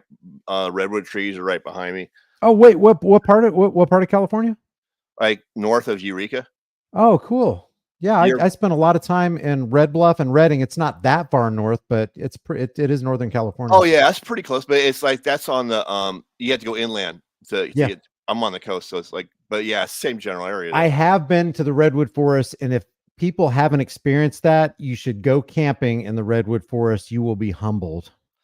Yeah, it's beautiful. It's nothing else Yes. like it on Earth for sure. And they're Nothing. the biggest trees in the world. I think they're old. They're like 2,000 or 3,000 years old. sometimes. Isn't there a tree there called the General Grant? Isn't it a big sequoia or something like that? Or is I'm that a not different forest? That's the I Sequoia don't National remember. Forest. They got like the like what do they call it, like the something of the giants or something. I don't remember everything. There's a tree you could drive through, but I Yeah. don't know all the specifics of it. Like, but probably, yeah, I wouldn't doubt it. Well, brother, thanks for calling in. I appreciate you weighing in. Yeah. All right. Hey, Brian, we used to talk to you on Discord, brother. Good to talk to you again. Appreciate you. Have a great day. Thank you for having me up. You too. Hey, John, sorry to make you wait, man. No, it's all good. I was here earlier. If you got anybody else, I don't want to like get in the way of anything, but No, I go kind for of it. was thinking, Trump's going to win, right? I just want to know that. I feel like he's going to win, but So I was wrong. You said not to consent, and that's what I was originally going to say. But yeah, I appreciate that. I was just wondering how you feel. Yeah, I just feel like they're going to give it to him because of, let me show you why. Here, I'm just going to go and run this. I don't know if let me know if you can hear this. I'm just going to play this real quick. It's a clip I got on my Twitter feed. When I'm president, the United States will once again stand shoulder to shoulder. Can you hear that, John? Yes, sir.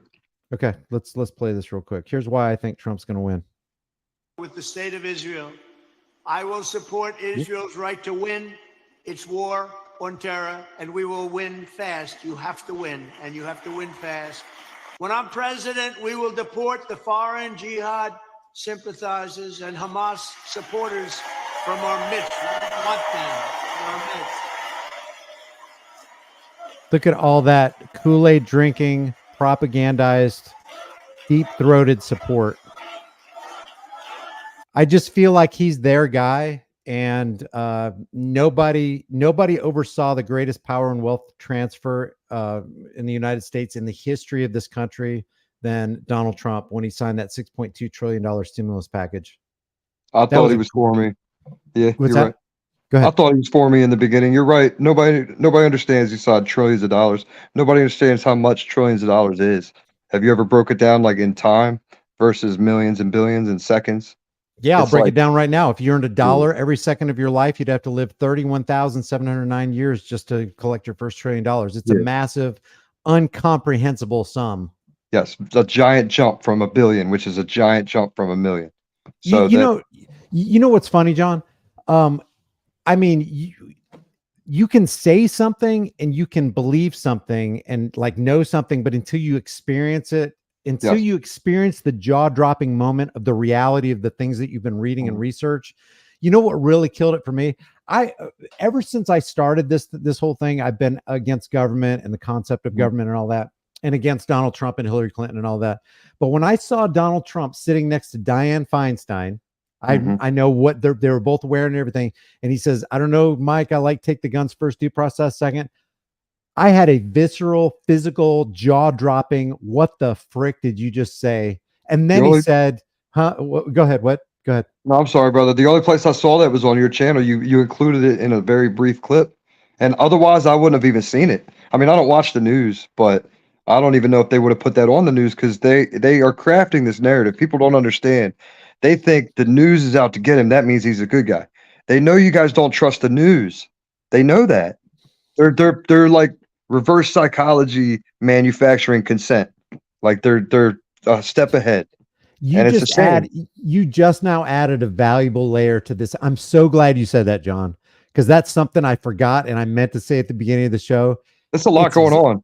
Oh my God. It is completely WWE. And Yes. the reason one of the reasons a lot of people are voting for Trump is because mainstream media hates him. And I can understand why they would do that. It's like, oh, he must be a friend of the people because the enemy of the people is against him. And it's almost like they've never seen a WWE Exactly. Andre the Giant versus Hulk Hogan.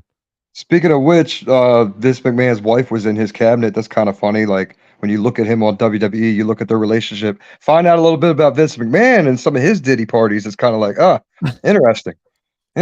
But I said, look into it. But man, I was there, dude. To be fair to everybody, I was there. I went to J6. I didn't break any laws, so I'm good. I didn't do anything wrong. I thought, like, the people that were with me suggested going in like everybody else was, and I was like, what are you going to do? Get arrested when you get in there? Doesn't seem like a good idea. Did you ever get a knock on the door or a letter or anything? No, I wasn't in. No, I didn't do anything illegal, so I'm good. But you never went inside? No, nah. Nope, didn't seem like a good idea. I was like, what are you guys going to do? Get arrested when you get in there? Right. Yeah. And nobody was armed. Nobody had the intention to take it over the government. That's just the narrative they crafted because they're making the illusion of choice. They're making it seem like he's against them, and everybody knows the system's evil. Yeah. So this is your outside guy that they gave you, and it's literally. I mean, it's that black and white. Now, I was still like not maybe a little bit over a year ago. I was saying like, there's no way this is a show. Like they were going at him in court with everything, suing him for billions and bankrupting him. I was like, there's no way. Like, if it's a show, it's a good one. I said that. I was like, if it's a show, it's a good one because they're throwing everything at this guy. Yeah. But when he pretended to get shot in the ear and there was no gunshot wound 2 weeks later, and he had that giant bandage, it was reported a 2-centimeter wound. There's nothing wrong with his ear at the Bitcoin conference 2 weeks later. I already started figuring out Israel before, like a while before that, and that made me pause everything. But there's no way, and nobody that's on the side of truth would use deception to get there. That's how I feel, and that's that people would actually look at that and not just stop and pause and question and go, okay, I don't know at least say I don't know what's going on instead of no, they almost took his life. That's how much they hate him. The deep state is against him. I'm like, if the deep state was really against you, you would not be living right now. Yep. And people don't understand, like they say, oh, well, somebody died. And it's like, yes, that's very possible that somebody died either way. Like maybe it did, maybe not. But if so, they don't care about human life. This is way deeper than that. Yeah. And they would have killed the whole crowd if they had to, is how I feel. Yeah. Swamp Lover just said, someone just happened to get a picture of the bullet flying past him, laughing my butt off. Right away. Yep. Hey, man, I got one person. I appreciate you being here. Thank you very much, man. Brother. Yeah, don't consent. I appreciate you. Do not consent. Thank you. Jay, you're the last one, man. Make it a good one. Oh, hey, brother.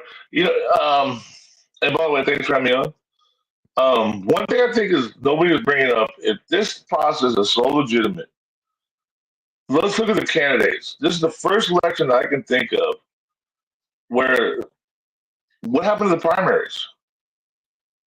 We have two candidates that have just been presented to us. Mm-hmm. Right? Kamala just fell into it because Biden fell down. And then now she's, for some reason, up for election. And if you look at the vetting process on Trump, doesn't he owe $400 million to a foreign power? Isn't he friends with Putin? I mean, that's a conflict of interest. Right? He shouldn't be allowed to run under those qualifications alone. Yeah. Am I correct in that? Yeah, absolutely. You're talking about the Rothschilds bailout back in the 1990s with Wilbur Ross? But he also borrowed $400 million from Deutsche Bank, which is owned by a Russian oligarch, right? Yes. And let me just cover that real quick since you're talking about it, because I haven't covered it. What a lot of people don't understand is back in the 1990s when he got upside down, he got in debt, too much in debt. He bit off more than he could chew with Taj Mahal in Atlantic City. He needed a bailout, and in stepped Wilbur Ross, who is literally and I mean literally an employee of Rothschild's Inc. And if Obama got a bailout, if Biden got a bailout, that's all you would need to know that they're dangling from a banker's string. To make matters worse and to add insult to injury, Donald Trump made Wilbur Ross 25 years later, after Donald Trump became president, the Commerce Secretary, and made Steve Mnuchin the Secretary of the Treasury. And just to answer your question about the RNC and the DNC and the primaries, were you here at the beginning of the show when we talked about the DNC and the RNC being private corporate entities? No, I missed that, but I do understand what you're talking about. Yeah. So basically, back in 2017, a Florida judge, I'm just going to read this, dismissed a class action lawsuit against the DNC brought by supporters of Bernie Sanders, because remember, Hillary Clinton kind of cut in on him, and they put down Bernie Sanders so they could elevate Hillary Clinton. So some Sanders supporters sued them, and the federal judge said that the DNC is a private corporation, that voters cannot protect their rights by turning to the courts. The judge said the DNC asserted that the primary election belongs to the people who control the party, not the voters. The DNC lawyers argued that the Democrat Party doesn't owe anyone a fair process, and that it has every right to disregard its own rules or interpret its rules how it wants, because it's a private organization. So the RNC and DNC, which handles all the elections, is controlled by private corporate entities, which means Donald Trump and Kamala Harris are corporate figureheads for a corporate organization. And so people want to say, I'm voting for this, I'm voting for that. But they're not even vetting their own candidates. They're sitting here, parroting, and they go, oh, Donald Trump's a businessman. The only thing the man has ever made money at is television. Yeah. He's your fire guy. He's lost money on every endeavor he's ever done, except for television. And that's all he is a guy who said, you're fired. And people want to act like he can run this country from a fiduciary standpoint, but I don't think he understands what fiduciary means. I mean, does he really care about your bottom line when he loans, the 6.2, well, not loans, but gives $6.2 trillion? Yeah, I think there's enough incriminating fodder on Donald Trump to objectively take a look at him and go, hey, you ain't going to get any kind of difference. I don't care what party you go with. I don't care what political parasite you go with. You're going to get more of the same. And that's more banker debt. What was even more sick too, though, was the pen that he handed them. That was an $800 pen that we paid for, right? I wasn't aware how much the pens were, but yeah, I wouldn't doubt it. All those Mont Blancs, those are like $800 freaking pens. He was handing them out like they were candy. We're paying for all that stuff. Yeah, so it's so easy to hand somebody's money when it's not yours. Here, let me give you Aunt Sally's money because it didn't cost me anything to give it over. Hey man, I gotta head out. I appreciate you coming on, JT. You have a good one, man. Thanks for always staying on it and getting it all out there, man. I appreciate what you're doing. All right, brother. I appreciate you. Take care. Hey, Gamebred Duramax, here's the link right here. Just come on. You've been with me for years, man. You're constantly making statements and comments, and maybe we can talk right now. In the right situation, you will have a master, or you might leave this earth. Yeah, but are you going to have a master by your own consent? Are you going to tell your Gamebred Duramax, look at me. Are you going to tell your children, this is the way you live your life? You find the least evil, psychopathic, parasitic puppet, and you give over your consent. Are you really? Because that's what your vote is. Your vote is your voice. It is your consent to be ruled by somebody you don't even know, but you do know that they're evil. They've done evil. They're going to do evil in your name. And you're going to tell your children that when this guy dropped a bomb, he dropped a bomb with my consent. But it's not just one bomb. It's 46 bombs every single day of his presidency. So Gamebred Duramax, I'll give you 60 seconds. You can come on board and state your case and let me have it, and we can have a rational discussion. But you do launch ad hominems against me, and I've never launched one against you. So let me see. God is our government. Well, for a lot of people, government is our God, Jim. Kelsey said, I went on, showed my face. He won't even talk, probably. Are you talking about me, Kelsey? What's up, Kelsey? Consent is key, but too many people don't understand what that means. I agree. Here's how stark it is. If a woman gives her consent during a certain act, it's not RAPE. If she doesn't give consent, it is RAPE.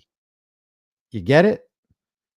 There's a vast difference between giving your consent and withholding your consent. And at the point you withhold consent, when that crime comes at you, it does not come with your consent, because if it did, it wouldn't be a crime. And that's why they want you demoralized. Do you wonder why they spend billions of dollars every year to get out the vote? Why does mainstream media tell you, you got to vote, you got to vote? Why does the DNC tell you got to vote? Why does the RNC? Why does Donald Trump? Why does Joe Biden? Why does Kamala Harris? Why does every congressman and senator go, you got to get out there and vote? Your vote is your voice. Because they want you to participate with them in the evil that they're about to do to you, but they want you to ask for it. And that's what your vote is. No, I'm a single issue voter. It's just, for me, it's just about gun rights. Well, if it's about gun rights, you don't vote for Donald Trump or Kamala Harris. So what are you doing voting? You can't be, it's impossible to be a single issue voter. You're not voting for a single issue. You're voting for a person, Donald Trump or Kamala Harris. And they're just figurehead puppets for the DNC RNC Corporation, which is run by the Uniparty, which is run by the central banking cartel and the big pharma industrial complex, the military industrial complex, and all the greedy corporations that you say you hate. But you're going to participate in their game? That doesn't make any sense. This sets forth the situation where they will be the ones to be unjust to Americans because of national.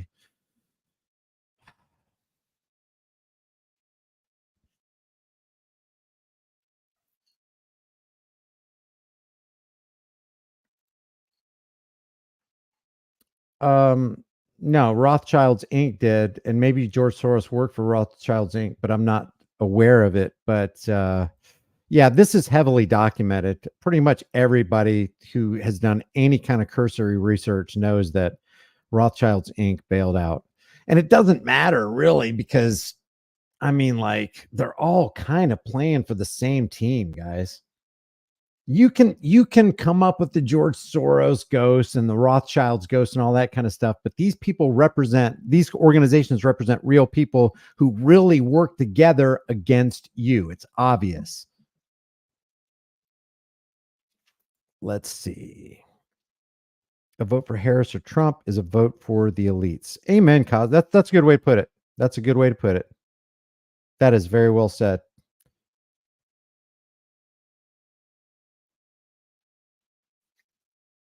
Yeah, very well said. I think we're going to end it with that. A vote for Harris or Trump is a vote for the elites. Change my mind. Oh, I did? What ad hominem did I use against you? Remember, an ad hominem is an unfitting, slanderous remark against somebody that has nothing to do with the argument. I've only kept it on the professional with you, Game Bread. There's plenty of examples of you coming at me with some pretty heavy duty names. All right, guys. Hey, I appreciate you. Remember, the price of freedom is now and will always be eternal vigilance, and indifference to this notion is the means by which the people have and will secure their own oppression. Let's stop securing our own oppression, and let's start today. Let me go over the super chats. I'm going to start with the first one right here, because I said I would call them out. Freedom's March says, what's good? Freedom's March says, what's good, Brian? Stay on these voters' necks. It's on them consenting to be governed. They lend credence to these monsters through their compliance. Amen. The Beacon says, Brian, take the L. You offer nothing, false leader. The Beacon also says, you are just another tuber complaining with no action. You know, in a large part, he's right and wrong at the same time. Saying something about the evil in this world is actually taking action. Is it words? Yeah, but words are powerful. As we've seen, words are powerful to the negative and words are powerful for the positive. Hopefully, I'm a force for positive. If not, let's open a dialogue. Tell me where I'm wrong. Use a logic trail and let's have an honest discussion.